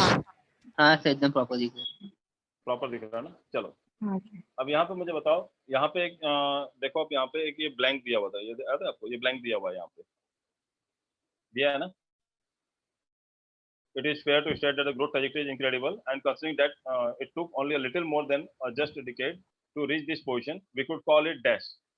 We could call it dash में कौन सर आपकी आवाज ब्रेक हो रही है। Sir voice break. अभी आ रही है आवाज आपको प्रॉपर? हेलो, सर का हाँ सर अभी। हाँ सर अभी आ रही है। आ रही है ना? ओके ओके, थोड़ा सा नेटवर्क का हाँ। कभी इशू होता है। ओके, अब यहाँ पे देखो, आपको इलेक्ट्रिक पे देखो, आप यहाँ पे दिख रहा है आपको? Yes. दिख रहा ना? तो Yes. It is fair to state that the growth trajectory is incredible. ये यहाँ का पार्ट उठाया हुआ है, ठीक है? It is fair to state that the growth trajectory is incredible, and considering that it took only a little more than a just decade to reach this position, we could call it dash. We could call it dash में अब आपको option दिए हुए हैं सारे। So which of the Phenomenal. following word can most appropriately fill in the blanks? Phenomenal. Option दिया हुआ है, Phenomenal. यहाँ पे आपको Phenomenal, क्वेश्चन sir. देखना है। हाँ, और देखते हैं हम लोग आपको कैसा होना चाहिए। ग्रामेटिकली भी सही होना चाहिए और कॉन्टेक्चुअली भी सही होना चाहिए पैराग्राफ के हिसाब से। Is incredible. It is fair to state that the growth trajectory is incredible, and considering that it took only a little more than a just decade to reach this position, we could call it, क्या बोलेंगे अब इसको? अब यहाँ पे आपको option है phenomenal, affordable, inadequate, effective, dismal। Phenomenal. ये चार ऑप्शन है। Phenomenal है क्यों? Why not affordable? Why not inadequate? Why not sir effective? क्योंकि Why not इधर dismal? बताया कि ज्यादा बड़ा होने से नहीं, छोटे नहीं, में ही नहीं, कंसिडर हो जाएगा। सर यहाँ पे मुझे ये बताओ, इनक्रेडिबल नहीं, वर्ड का अब यूज यहाँ पे हुआ है। और सर क्योंकि ये आश्चर्यचकित करने वाला स्टेटमेंट है, इसलिए फिनोमिनल हो सकता है सर। यस सी और ई क्योंकि नेगेटिव आगे ही है, वर्ड्स है। हाँ, दैट्स गुड। मैं वही पूछना चाहता था। यहाँ पे जो आपका ब्लैंक है, वहां पे आपको पहले ये सोचना पड़ेगा कि यहाँ पे एक पॉजिटिव वर्ड डालना है कि नेगेटिव वर्ड डालना है। पहले तो ये बताओ मुझे। सी और E negative positive words word है। डालने का सर, पॉजिटिव वर्ड डालने का है। It is fair to state that the growth trajectory incredible है। तो इनक्रेडिबल एक अच्छी बात है कि बुरी बात है? अच्छी बात है सर। अच्छी बात है सर। इनक्रेडिबल मतलब क्या? अविश्वसनीय है। And considering that it took only little more than just a decade to reach this position, we could call it. अब यहाँ पे जो वर्ड आएगा वो पॉजिटिव आएगा नेगेटिव आएगा, ये बताओ। पूरी पैराग्राफ क्या चल रहा है? पॉजिटिव वे में चल रहा है, नेगेटिव वर्ड में चल रहा है? यस सर, पॉजिटिव वे में चल रहा है। अब अच्छा, वहां पे दिख रहा पॉजिटिव है कि फेयर कैसा वर्ड है? It is fair to state that. Fair का मतलब क्या होता है? पॉजिटिव। फेयर कैसा? पॉजिटिव वर्ड है कि नेगेटिव? पॉजिटिव पैराग्राफ तो पूरा पैराग्राफ ही पॉजिटिव है। तो यहाँ पे इनएडिक्वेट नेगेटिव वर्ड है, डिसमल नेगेटिव वर्ड है। ये दोनों तो हटा ही दो। तो सी और ई तो पॉसिबल ही नहीं, बात ही खत्म हो गई। ठीक है sir now we are D left with a negative हो सकता है ना सर? नहीं, अफेक्टिव तो नेगेटिव कैसे हो सकता है? अफेक्टिव अफेक्ट आपको मतलब पॉजिटिव इफेक्ट भी हो सकता है, नेगेटिव वो न्यूट्रल रहेगा। इफेक्टिव नहीं है। नहीं, लेकिन वो मैच देखिए हम लोग, नहीं मैं आपको वो नहीं बोल रहा हूँ। अभी आपको सिर्फ ये देखना है कि अफोर्डेबल और इफेक्टिव। अब आपके पास तीन ऑप्शन बच रहे हैं, ठीक है? तो we could call it phenomenal, we could call it affordable, we could call it effective. अब ये आप पढ़ के देखो कौन सा ज्यादा आपको मतलब पढ़ने में कौन सा ज्यादा अच्छा लग रहा है। कॉल इट क्या क्या कहते हैं? अफोर्डेबल। हम लोग अफोर्डेबल तो चीज होती है, कोई चीज अफोर्डेबल है कि नहीं है। अफोर्डेबल मतलब सर ठीक कुछ खरीदारी करने के लिए आसान हो। हाँ, तो वहां पे यूज कर सकते हैं ना। तो we could call it affordable तो नहीं बोल सकते ना? नहीं सर। नहीं सर। तो just a ticket to reach this position, we could call it affordable. तो वो खरीद थोड़ी रहा है वहां पे। और we could call it effective या we could call it phenomenal. ज्यादा एप्रोप्रिएट कौन सा लग रहा है आपको, जो आपको एक कंफर्टेबल जोन में ले जा रहा है बोलचाल? Sir phenomenal. That will be the answer. आपको बोला फिनोमिनल सर। तो ऐसे निकालना है आपका, तो ऐसे निकालना है आपका आंसर। आपको समझ में आ रहा है क्या कैसे पढ़ा रहा हूँ मैं आपको? See I am not teaching you हाँ सर। कि यहाँ पे मीनिंग बता दूं या आपको मैं बता दूं इसका आंसर ये, इसका आंसर ये, इसका आंसर ये। वैसा नहीं पढ़ा रहा हूँ मैं आपको। मैं आपको वो सेंस दे रहा हूँ मैं कि मैं जब आंसर टिक मारता हूँ तो किस बेस पे देख के मारता हूँ और मेरा क्यों 100% सही जाता है। कोई भी पैराग्राफ ले आओ, मैं आपको एक भी गलत नहीं होगा मेरे से, मैं गारंटी दे रहा हूँ। तो इतने श्योरिटी से मैं आंसर ऐसे टिक मारता हूँ। आप कह सकते हो सर आपकी इंग्लिश अच्छी है, मान लिया मैंने, लेकिन अभी जो आपको पढ़ा रहा हूँ ना, मैं बिल्कुल नहीं मान रहा हूँ मुझे इंग्लिश आती है। मैं ये मान के चल रहा हूँ मैं आपके लेवल पे हूँ जहाँ मुझे इंग्लिश नहीं आती, देख ही रहे हो आप। ना मैं आपको डेसिमल का मीनिंग बता रहा हूँ, ना मैं आपको फिनोमिनल का मीनिंग बता रहा हूँ, बस मैं आपको चीजें बता रहा हूँ कैसे उस पर टिक मारना बिना मीनिंग जाने। क्योंकि आज फिनोमिनल का मीनिंग में देख के बता सकता हूँ, डेसिमल के मीनिंग आप भी डिक्शनरी से देख के बता सकते हो या गूगल सर्च मार सकते हो, लेकिन एग्जाम में जो वर्ड आएगा हमको नहीं पता होगा। तो what should be our approach, कैसे फिर निकालें हम लोग उसका answer? There should be a way ना, जहाँ पे हमें इंग्लिश नहीं आती तो भी हम निकाल लें उसका मीनिंग, बिकॉज वो तरीका मैं आपको बताने की कोशिश कर रहा हूँ। ठीक है, और जैसे हम लोग 4-5 पेपर सॉल्व करेंगे ना, आप मुझे सही बता रहा हूँ, आप मुझे समझ जाओ किस टाइप से मैं टिक मारता हूँ, और आपका भी अप्रोच वैसा बन जाएगा, आपसे बनने लगेगा फिर वैसा। पहले अभी 2-3 बार में आपको थोड़ा टफ लगेगा, जब हम लोग चौथे 5वें क्वेश्चन पेपर पे पहुंचेंगे ना, तो आपको बहुत आसान लगने लगेगा। मैं जो बोलूंगा आप खुद ही बताओगे इसका आंसर यही होगा, बिल्कुल सही जाएगा आपका आंसर, मैं गारंटी आपकी मैं ले रहा हूँ। करने का नेक्स्ट क्वेश्चन दिया हुआ है, देखिए नेक्स्ट क्वेश्चन दिया हुआ है, देखो सर आवाज ब्रेक हो रही है। So your voice is breaking. अभी आ रही है आवाज? Your voice is breaking.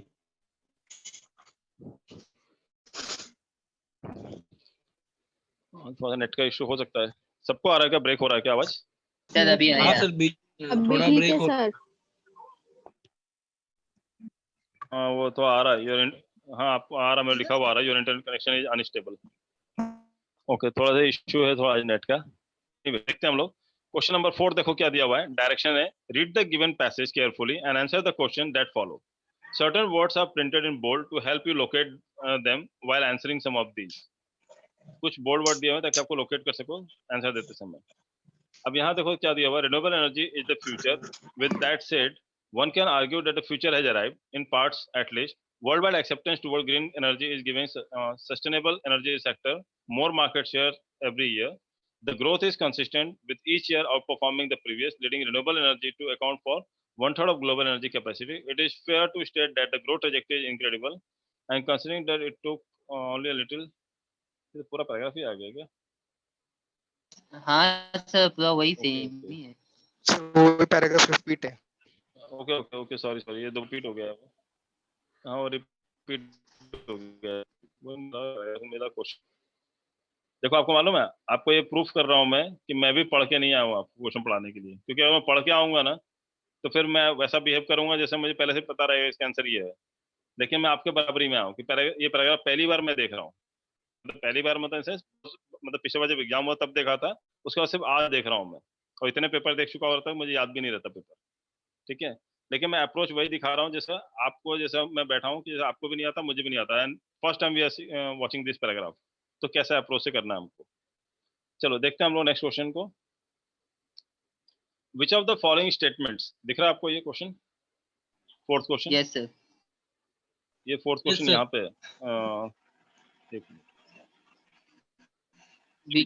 ये फोर्थ क्वेश्चन यहाँ से है, विच ऑफ द फॉलोइंग, यहाँ से दिख रहा है आपको, दिख रहा? Which of the following statements, statement या स्टेटमेंट्स, एस मतलब प्लूरल भी हो सकता है, which of the following statement या statements if true will support author's claim that the rate of growth of renewable energy is not satisfactory? कौन सा statement है या स्टेटमेंट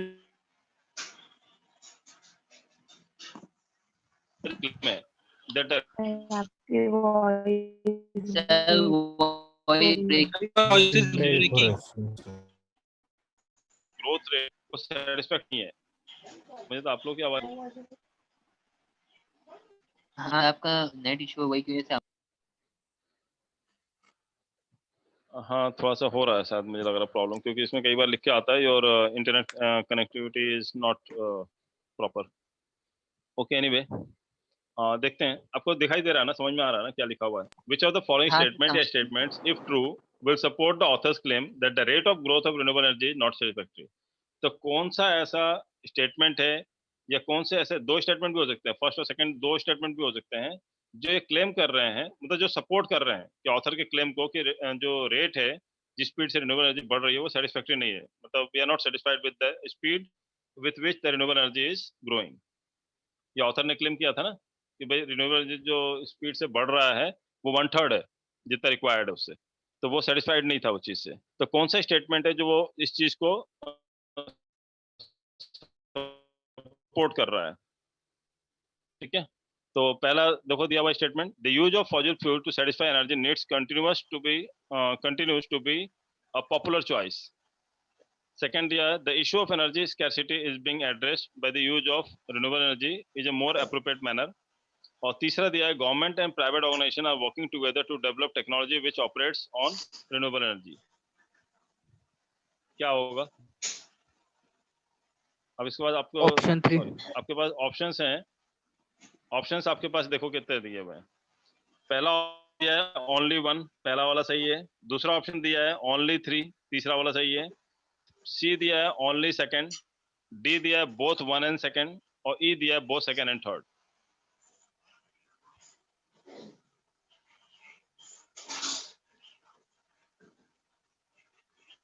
ओनली 3।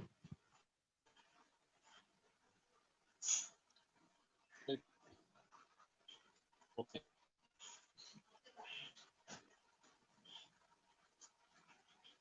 सर ओनली का बात का क्या है?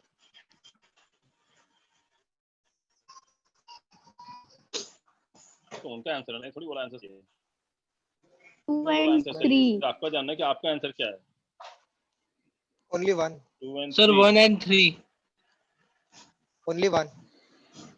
मुझे अगेन ये इंटरनेट कनेक्शन इज अनस्टेबल, तो प्रॉब्लम आ रही है, मुझे लग रहा है। आवाज आ रही है आप लोग क्लियर? Yes sir. अभी आ रही है हाँ, sir. मुझे ये बताओ बेटा, ओके मुझे बताओ बेटा, ये जो थर्ड स्टेटमेंट दिया है, government and private organisation are working together to develop technology which operates RE, ये कहाँ दिखा पैराग्राफ? मेरे को तो पूरा पैराग्राफ पढ़ लिया मैंने, कहीं नहीं दिखा, मेरे को लाइन ही नहीं दिखी मुझे इस टाइप की। तो कोई कि गवर्नमेंट और private organisation are working together to develop technology which operates RE, कहीं दिखाई नहीं मेरे को, तो कहाँ से आ गया थर्ड?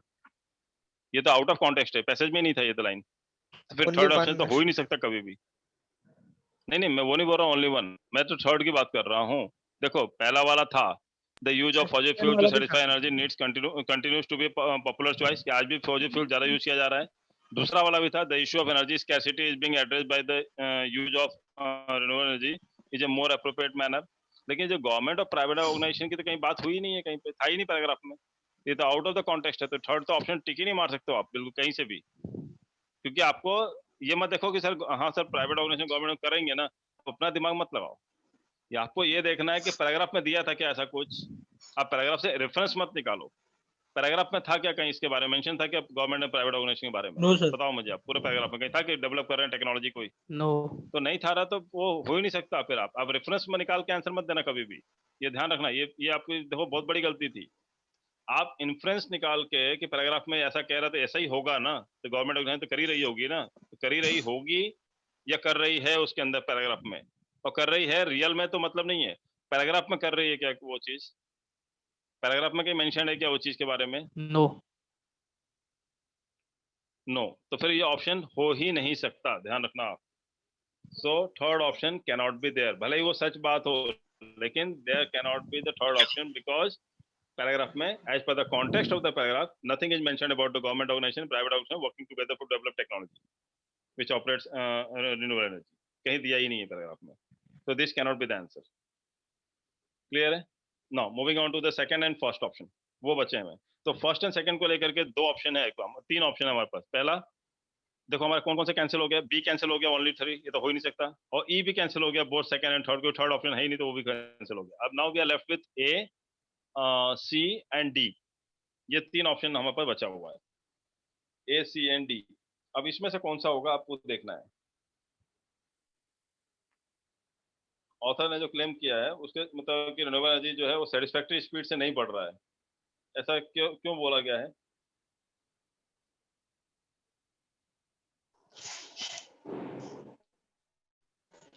फॉसिल फ्यूल कंजम्पशन ज्यादा।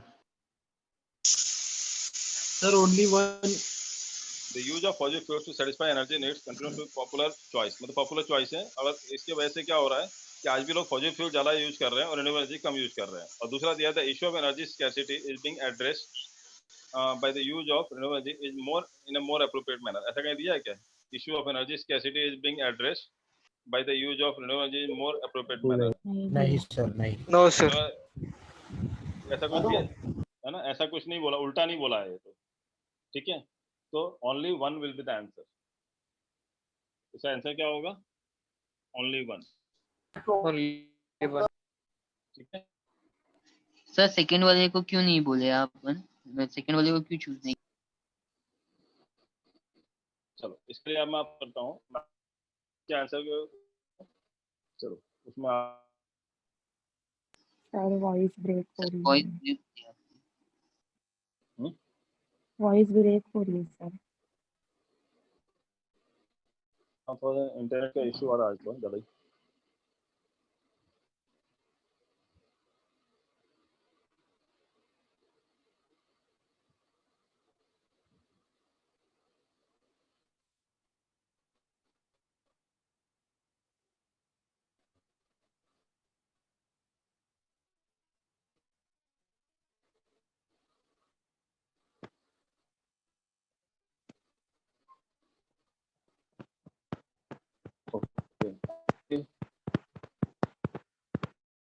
अब यहाँ फोर्थ का नेट का इशू ज़्यादा आ रहा है। दिख रहा है आप लोगों को? Yes, sir. दिख रहा है अभी आप लोगों को? Yes. Yes. तो यहाँ पे आप फोर्थ का आंसर देखें, आप यहाँ पे दिया हुआ है, फोर्थ का आंसर दिया हुआ है। फोर्थ का आंसर क्या दिया है यहाँ पे? ए। दिख रहा है आपको? फोर्थ का आंसर ए दिया है। Only statement 1 supports the author claim that the rate of growth of renewable energy is not satisfactory. It mentioned that fossil fuels are still a popular choice. This means alternative energy options are not available, thus supporting the author's claim. समझ में आया आपको? Yes, sir. समझ में आया आपको क्या है? Yes. यहाँ पे renewable energy is not satisfactory है, मतलब रिन्यूएबल एनर्जी जो है वो not satisfactory. It means that fossil fuels are still a popular choice है। This means alternative energy options जो है are not available, thus supporting the author's claim. तो हमें ऑथर के क्लेम के हिसाब से देखना है, ये नहीं देखना कि सारा आंसर दिया है कि नहीं दिया है, क्या क्या दिया हुआ वो इंपॉर्टेंट नहीं है हमारे लिए। भाई ऑथर का जो क्वेश्चन पूछा गया है कि ऑथर ने जो क्लेम किया है उसमें से कौन सा सही है, वो हमको वो देखना था। ठीक है, now moving further.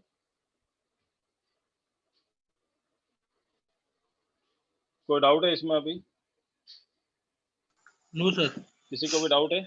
No sir. Okay, चलो अगला क्वेश्चन देखते हैं हम लोग। Which of the following is not true with respect to the context of the passage? अब आपको ये नहीं बोला कौन सा सही है, देखना कई बार ये लोग गलत कर जाते हैं, हमको आंसर पता होता है भी गलत करके आ जाते हैं। आप जब पढ़ते हो ना तो बहुत ध्यान से पढ़ना। आपको किस चीज पे ध्यान देना है सबसे पहले मालूम है? नॉट ट्रू, ये पढ़ लेना, नहीं तो पता चला वो ट्रू में टिक मार के आ जाओ कि सर ये वाला सही था ना, और बाद में आके देखो अच्छा नॉट ट्रू पूछा था, मैंने ट्रू वाला टिक मार दिया था। मतलब आते हुए भी गलत करके आ जाते हो कई बार, अगर ध्यान से पैराग्राफ डायरेक्शन सही से नहीं पढ़ा तो आपने, तो कि वहां पर टाइम कम रहता है, स्पीड से पढ़ने के चक्कर में ध्यान नहीं देते हम लोग। तो which of the following is not true with respect to the context of the passage, मतलब पैसेज के हिसाब से कौन सा सही नहीं है वो आपको बताना है। पहला सेंटेंस दिया है, deaths due to increase pollution level has escalated in the past few years, कि जो डेथ है वो इंक्रीज हो गई है पॉल्यूशन लेवल के बढ़ने की वजह से पास्ट फ्यू इयर्स में।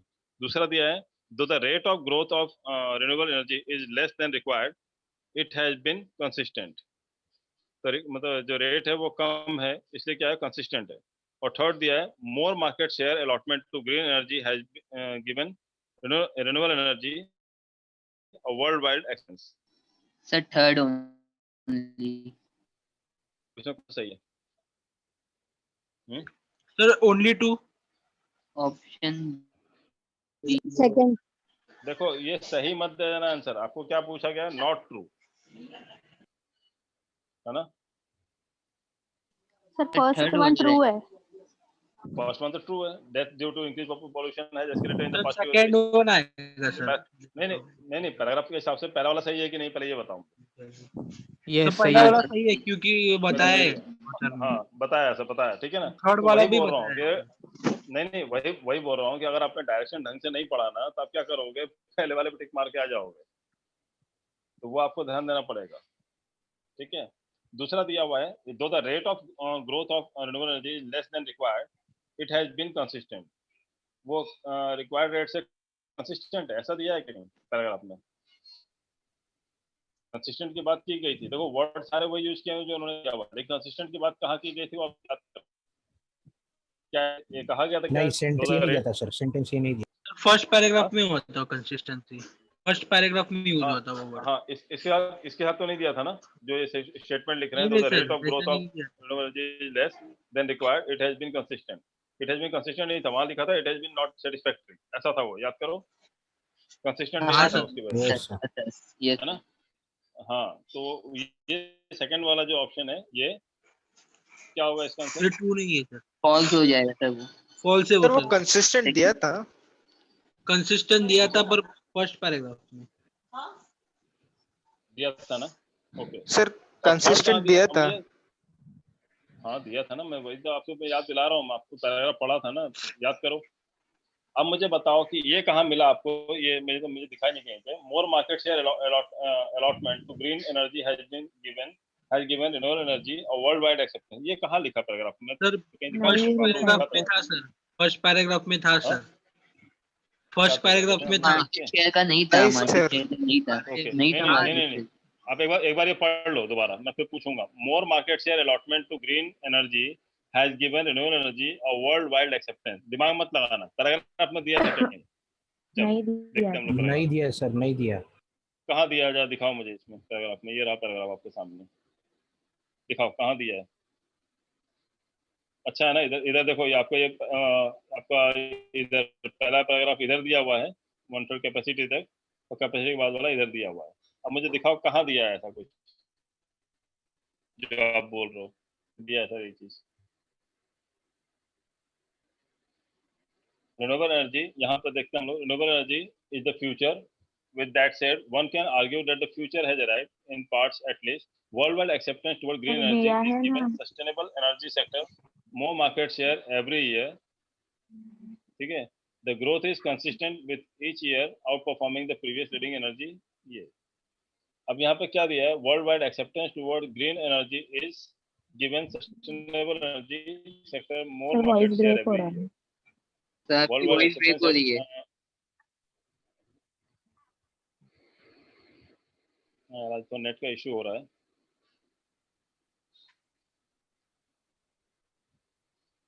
कौन से क्वेश्चन पे थे हम लोग? फिफ्थ ना? Yes, fifth question. Fifth question था ना? Yes. ये था ना? Yes, sir. ये Fifth question. Okay. Yes, sir. तो which of the following is not true? जो सही नहीं है वो बताना है आपको। तो यहाँ पे जो दिया हुआ है थर्ड में, वो देखो क्या दिया हुआ है। थर्ड में क्या दिया हुआ है? More market share allotment to green energy has given renewable energy a worldwide acceptance. More market share के वजह से दिया हुआ वर्ल्ड वाइड एक्सेप्टेंस या कुछ और था?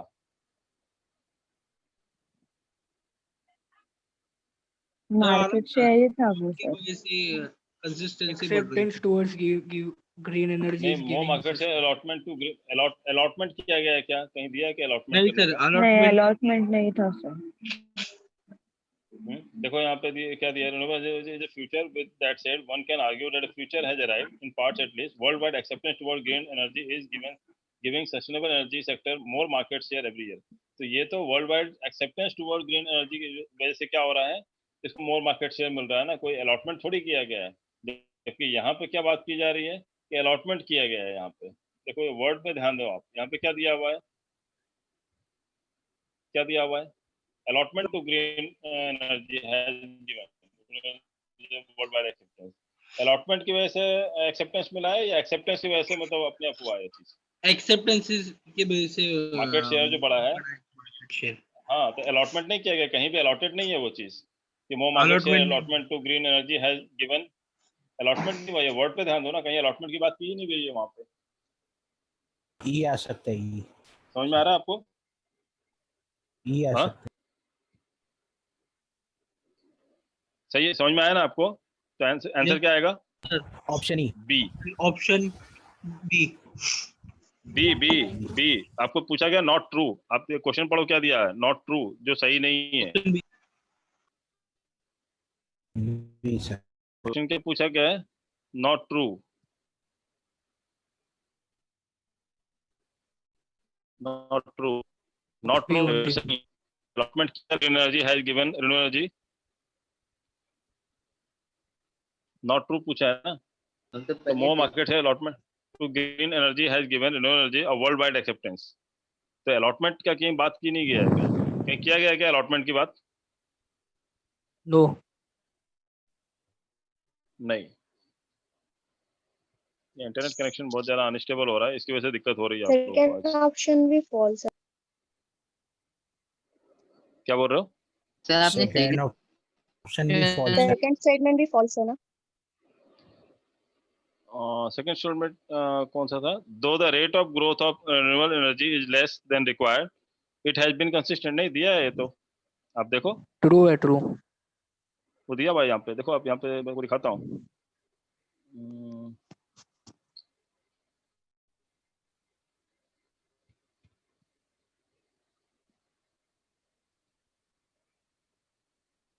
और कहाँ पे था कंसिस्टेंट का?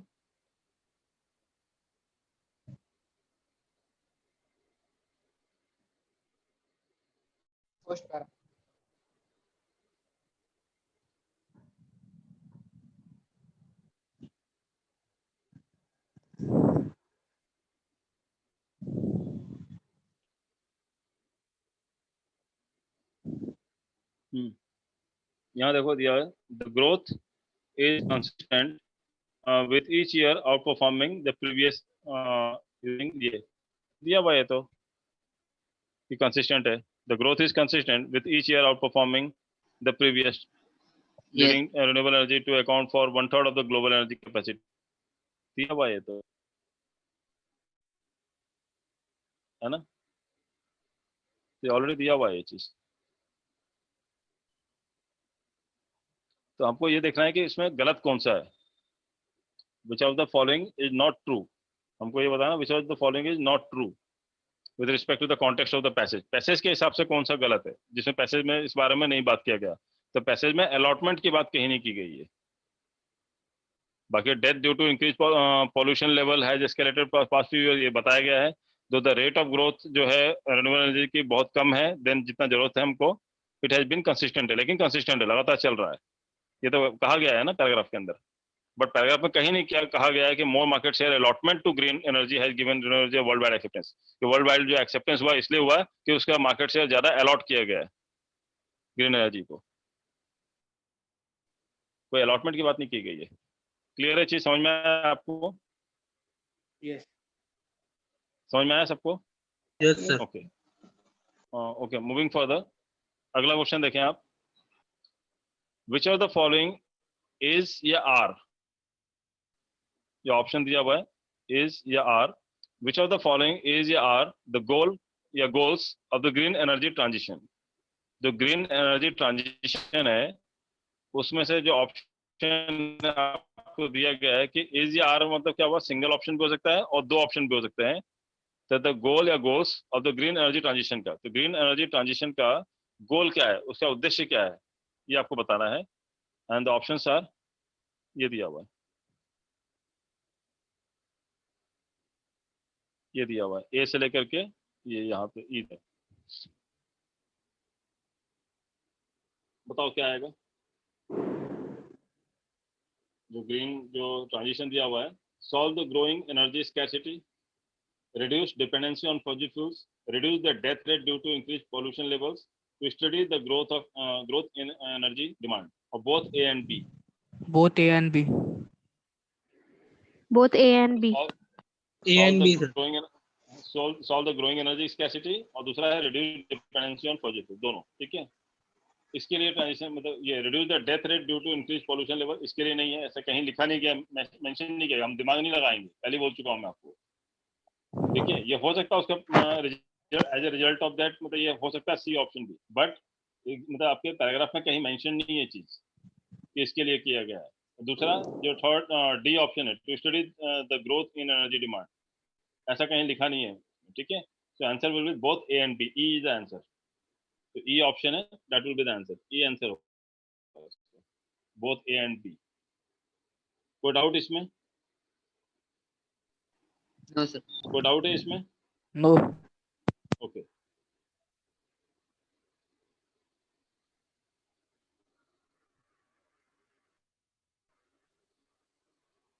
नेक्स्ट 7th पे देखते हैं। Which of the following can be inferred from the statement? One can argue that the future has arrived, in parts at least. तो which of the following can be inferred, इसका inference, अब यहाँ पे inference निकालना है आपको, जहाँ बोला जाएगा वही निकालना, वो भी पैराग्राफ के बेस पे निकालना है। देखा आपको?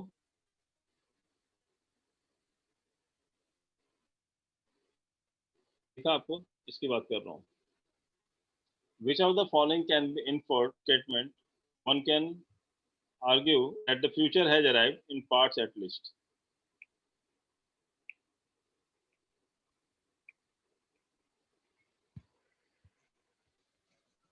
बताओ आप इसमें क्या आएगा? Which of the following can be inferred from the statement? One can argue that the future has arrived in parts at least.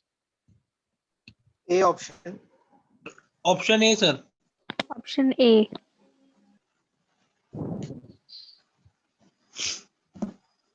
एक मिनट, आपको थोड़ा इसको ऊपर कर देता हूँ, आपको दिखाई देगा पूरा। सारे ऑप्शन दिख रहे हैं ना? Yes. Yes, sir. Okay. So which of the following can infer from the which of the following can be inferred from the statement? One can argue that the future has arrived in the parts at least. Option A. पहला option है the growth trajectory in the field of renewable energy.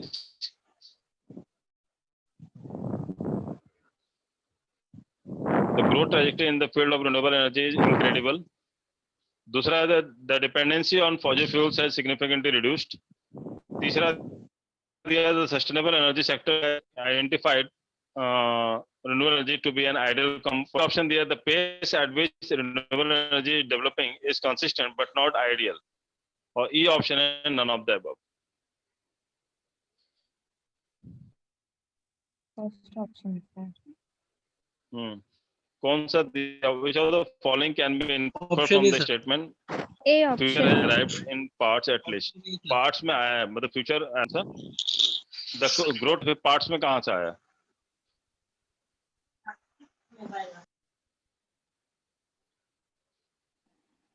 Sir, in वहाँ parts से at least देखो, हम मतलब ये नहीं देखना कि उसके साथ जुड़ा हुआ सेंटेंस क्या लिखा हुआ है, मतलब इन पार्ट्स एटलीस्ट मतलब चलो कुछ तो आया यहाँ पे, जबकि आप बोल रहे हो the growth trajectory in the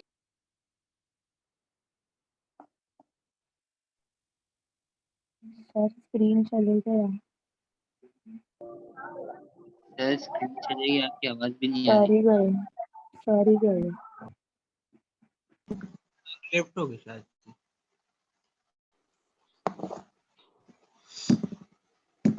hello Yes, sir. Yes, sir. हाँ, स्क्रीन शेयर करता हूँ मैं दोबारा।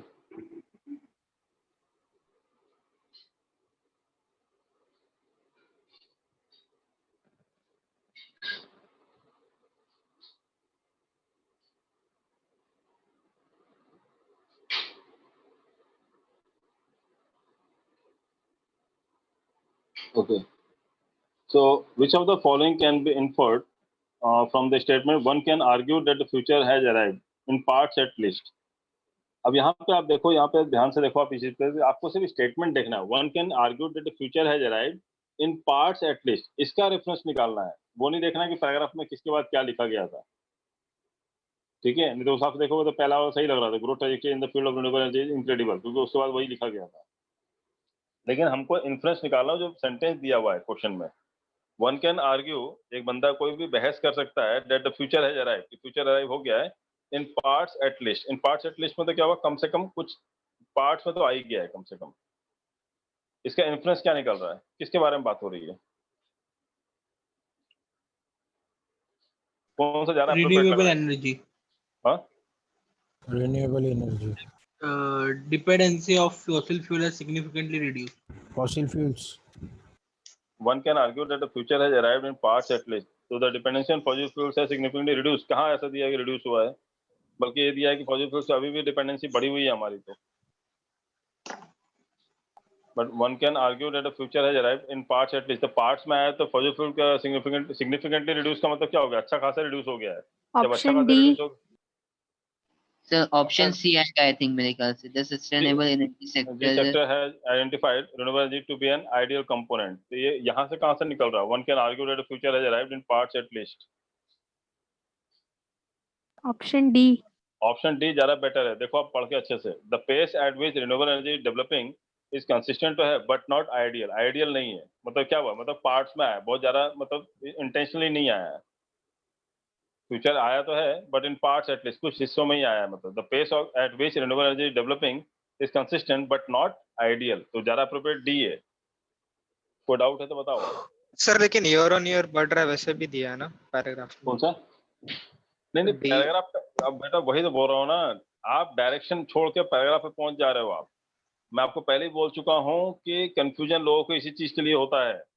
ज्यादातर लोग जब पैराग्राफ देखना हो तो पैराग्राफ देखना है, और जब आपको यहाँ देखना है तो आपको जो स्टेटमेंट दिया उसके बेस पे इंफरेंस निकालना है। देखो क्या लिखा हुआ है, डायरेक्शन पढ़ो आप। Which of the following can be inferred from the statement, one can argue that the future has arrived in parts at least. इसका इन्फ्लुएंस क्या निकालोगे आप? सिर्फ इतने का लाइन का मीनिंग बताना है आपको। कहानी में क्या लिखा है उससे कोई मतलब नहीं है। ये दिया one can argue that the future has arrived in parts at least, इसका सेंस क्या है, इसका इन्फ्लुएंस क्या है, किस सेंस में बोला गया है चीज को, ये बताओ।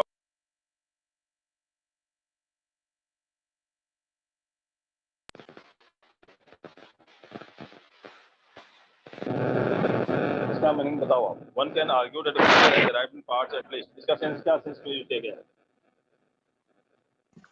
सर कि फ्यूचर आ रहा अरे है। सर डी है, सॉरी डी ऑप्शन है। मतलब one can argue that future has arrived, आ तो क्या है इन पार्ट्स एट लीस्ट, मतलब कुछ बताया है, मतलब थोड़ा सा आया है इन पार्ट्स, कुछ तो आया है बस। क्यों आया कुछ तो ऐसे कुछ। Yes sir.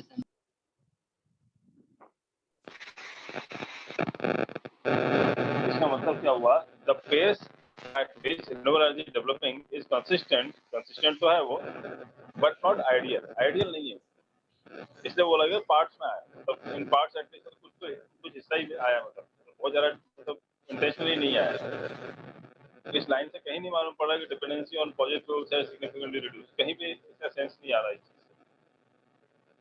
सारा समझ में सिग्निफिकेंटली का मतलब क्या हुआ, अच्छा खासा रिड्यूस हो गया, ऐसा कहीं है क्या इसमें? मतलब इस लाइन में कहीं दिख रहा है क्या? पैराग्राफ से मतलब नहीं है, पैराग्राफ में नहीं दिख रहा वैसे तो, लेकिन यहाँ लाइन में दिख रहा है क्या कहीं? One can argue that future has arrived at parts at least, इससे सेंस निकाल सकते हो क्या पॉजिटिव सिग्निफिकेंटली रिड्यूस हो गया है?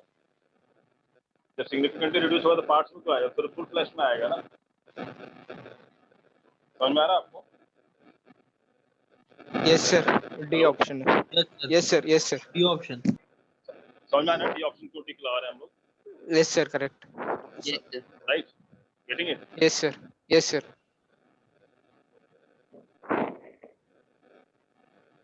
और चलो अब क्वेश्चन नंबर 8 देखते हैं हम लोग। यहाँ पर डायरेक्शन दिया हुआ है।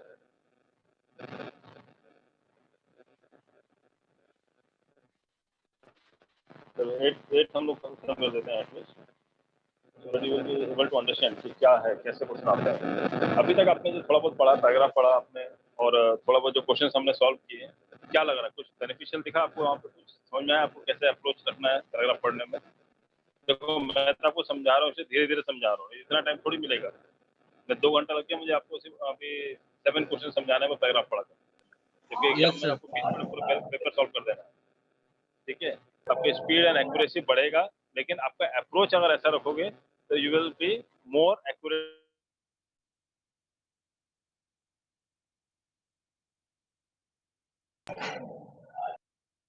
वॉइस ब्रेक हो रहा है सर। सर वही आई था सर। Hello sir. हेलो,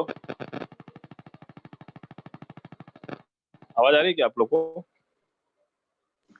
हाँ सर, पर थोड़ा सा ब्रेक हो रहा है बीच बीच में वॉइस। हाँ आज तो नेट का ज्यादा इशू हो रहा है मेरे यहाँ पे। देखिए यहाँ पे, मतलब यहाँ पे जो मिलता है सबसे मैक्सिमम लेकर रखा मैंने एमपीएस, लेकिन नेट वाले थोड़ा इशू करते हैं। मैंने ऑप्टिकल नेट लेकर रखा तो भी दिक्कत हो रहा है थोड़ा। एनीवे, देखें आप यहाँ पे क्या दिया डायरेक्शन क्वेश्चन नंबर 8 में। इन this question 2 columns 1 and 2 and 3 sentences are given which are divided into parts. Column 1 A, B and C consist of first half of each sentence, and column 2 D, E, F consist of second half of each sentence. Match column 1 with column 2 so that the sentences formed are both meaningful and grammatically correct. Choose the correct option as you answer. ये 8th question है। ठीक है,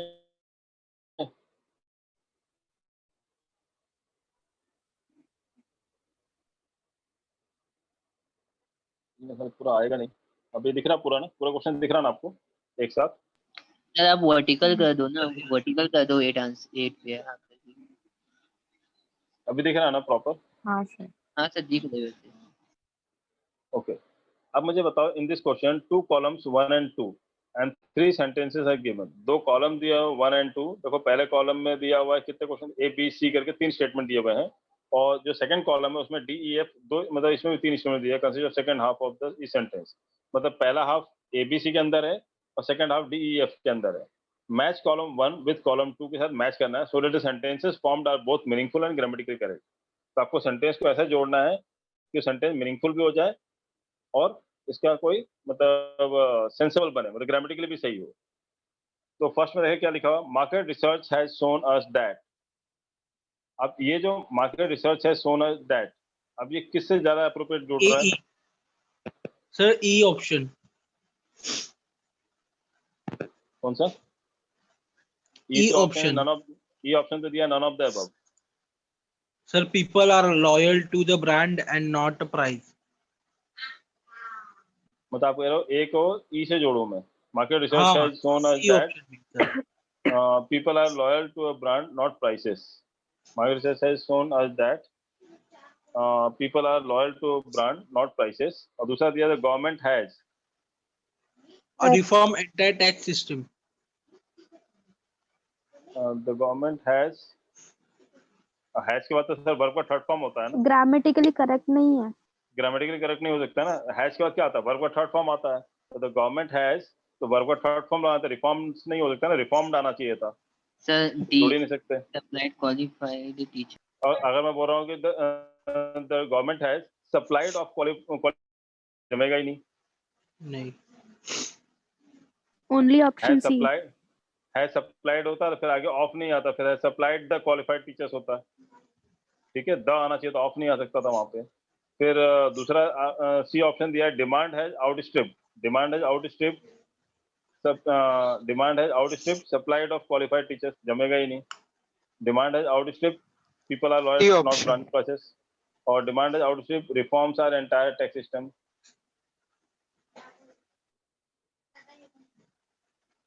reform are जमीन ही रहा ना। कौन सा एप्रोप्रिएट जब आपको जोड़ा, कौन सा जोड़ा आपको लग रहा है ग्रामेटिकली सही है और सेंसिबल भी है? सी और ई। कौन सा? ए और ई। ए और ई।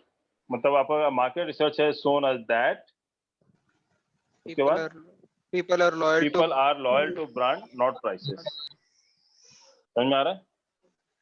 Yes sir. People are loyal, मतलब मार्केट रिसर्च है shown us that people are loyal to a brand not prices. ठीक है ना?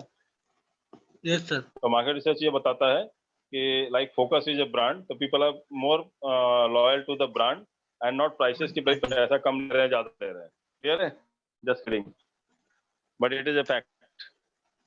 ठीक है, तो समझ में आया आपको कैसे सॉल्व करना है, क्वेश्चंस कैसे आते हैं एग्जाम में? थोड़ा बहुत आइडिया लगा आपको? सर पर और ये इसमें बहुत एक टाइम है कंज्यूमिंग होता है बेटा यहाँ पे। आप सोच रहे हो नहीं और भी है क्वेश्चंस और आगे। 9th भी है यहाँ पे, देखो 9th का डायरेक्शन, 9th का डायरेक्शन दिया है ना।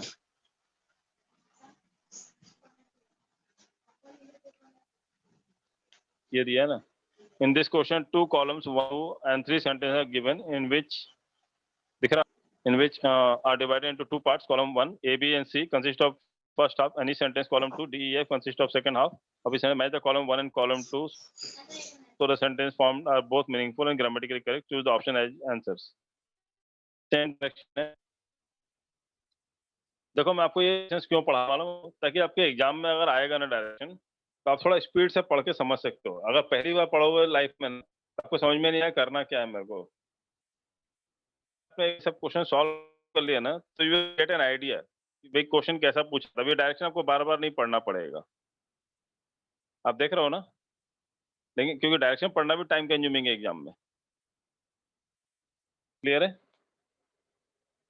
Hello, yes sir. आवाज आ रही है मेरी आपको? Yes sir. तो यहाँ भी आपको करना है। देखो आप बताओ क्या आएगा आंसर। ऑप्शन दिया हुआ है, the rumours of petrol, the body of the camera make the threat of war has adversely. और आगे जो सेकंड ऑप्शन दिया है, is highly resilient for indoor use.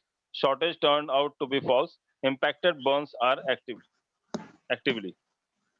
ये यहाँ पे देखो अब ये और ये,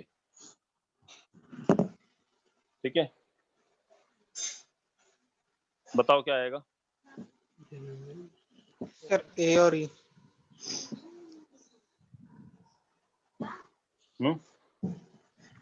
ए और ई। ए और ये, यहाँ भी ए और ये है। The rumors of petrol और ई क्या है? Shortage. The rumors of petrol shortage turned out to be false. Okay, petrol shortage के जो rumor है वो false है। Next there, the body of the camera make, अब make के बाद आप is लगा नहीं सकते हो। The body और of the impacted camera आ नहीं make सकता है। impacted आ नहीं सकता, तो ये भी गलत हो गया, ग्रामेटिकली गलत हो गया। तीसरा ऑप्शन दिया, the threat of the war has adversely the threat D of और the एफ war नहीं आएगा। adversely is तो आ ही नहीं सकता है। The threat of the और war has impacted adversely shortage तो हो नहीं सकता। The threat of the war has adversely impacted burns as actively, वो जम नहीं रहा कुछ। Option B. तो सर ए और ई। ए और ई आएगा। हाँ तो बी आएगा, answer is B. Option B correct. Option B is correct. समझ में आया कैसे करना है क्वेश्चंस को? क्वेश्चन 10 भी वही है। Yes sir. ठीक है, क्वेश्चन नंबर 10 भी वही है, देखो आप ऐसे क्वेश्चन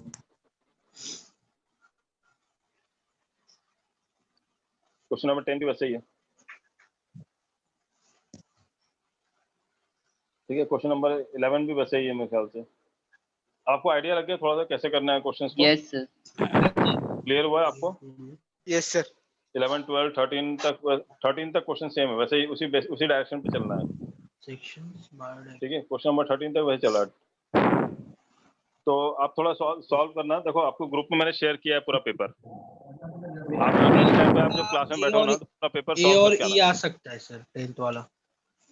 10th वाला में क्या बोल रहा हूँ? ए और ई, सी ऑप्शन आ और सकता है ई। 10th वाला में, सी ऑप्शन आएगा सर। यहाँ पे सी ऑप्शन आ रहा है, ए और ई। हाँ चलो देखेंगे, क्योंकि सर देखते हैं हम यू लोग। के बाद एनीथिंग लगाते हैं ना सर।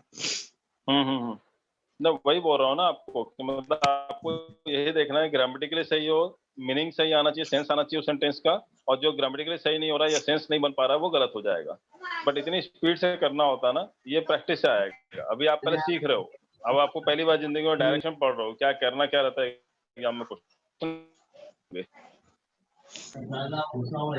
सर एग्जाम में कितना मिनट में फिर भी एक क्वेश्चन?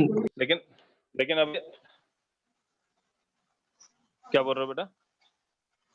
एग्जाम में कितना मिनट में क्वेश्चन एग्जाम में करना पड़ता है? देखो एक क्वेश्चन अभी वो देखो आपको 30 क्वेश्चंस मिलने वाले हैं। अब 30 क्वेश्चंस को करने के लिए आपको मिलेगा 20 मिनट्स। ठीक है, अब आपको 20 मिनट में 30 क्वेश्चन करना है, तो आपका स्पीड क्या होना चाहिए आपको भी पता है। सर हमारा मॉक और टेस्ट आपको एक्यूरेसी के साथ आंसर देना है, ऐसा नहीं बस। कौन सा? हाँ मॉक टेस्ट होगा ना, अभी आप लोगों को टेस्ट सीरीज भी देने वाला हूँ मैं। अभी आपको टेस्ट सीरीज भी मिलेगा, लेकिन मैं आपको पहले प्रीवियस ईयर पेपर इसलिए पढ़ा रहा हूँ कि आपको टेस्ट सीरीज दे दूं और फिर पता चला आप लेके रख लो घर में और किसी मतलब अलमारी में बंद करके रखने जैसा रख लो तो कोई सेंस नहीं बनता ना। तो एक बार मैं आपको 2-4 पेपर पढ़ा दूंगा। एक बार क्लरिकल का प्री पढ़ा देता हूँ, पीओ का प्री पढ़ा देता हूँ, और 4-5 इंश्योरेंस वगैरह या एमटीएस वाले एसएससी वाले पेपर पढ़ा देता हूँ आपको।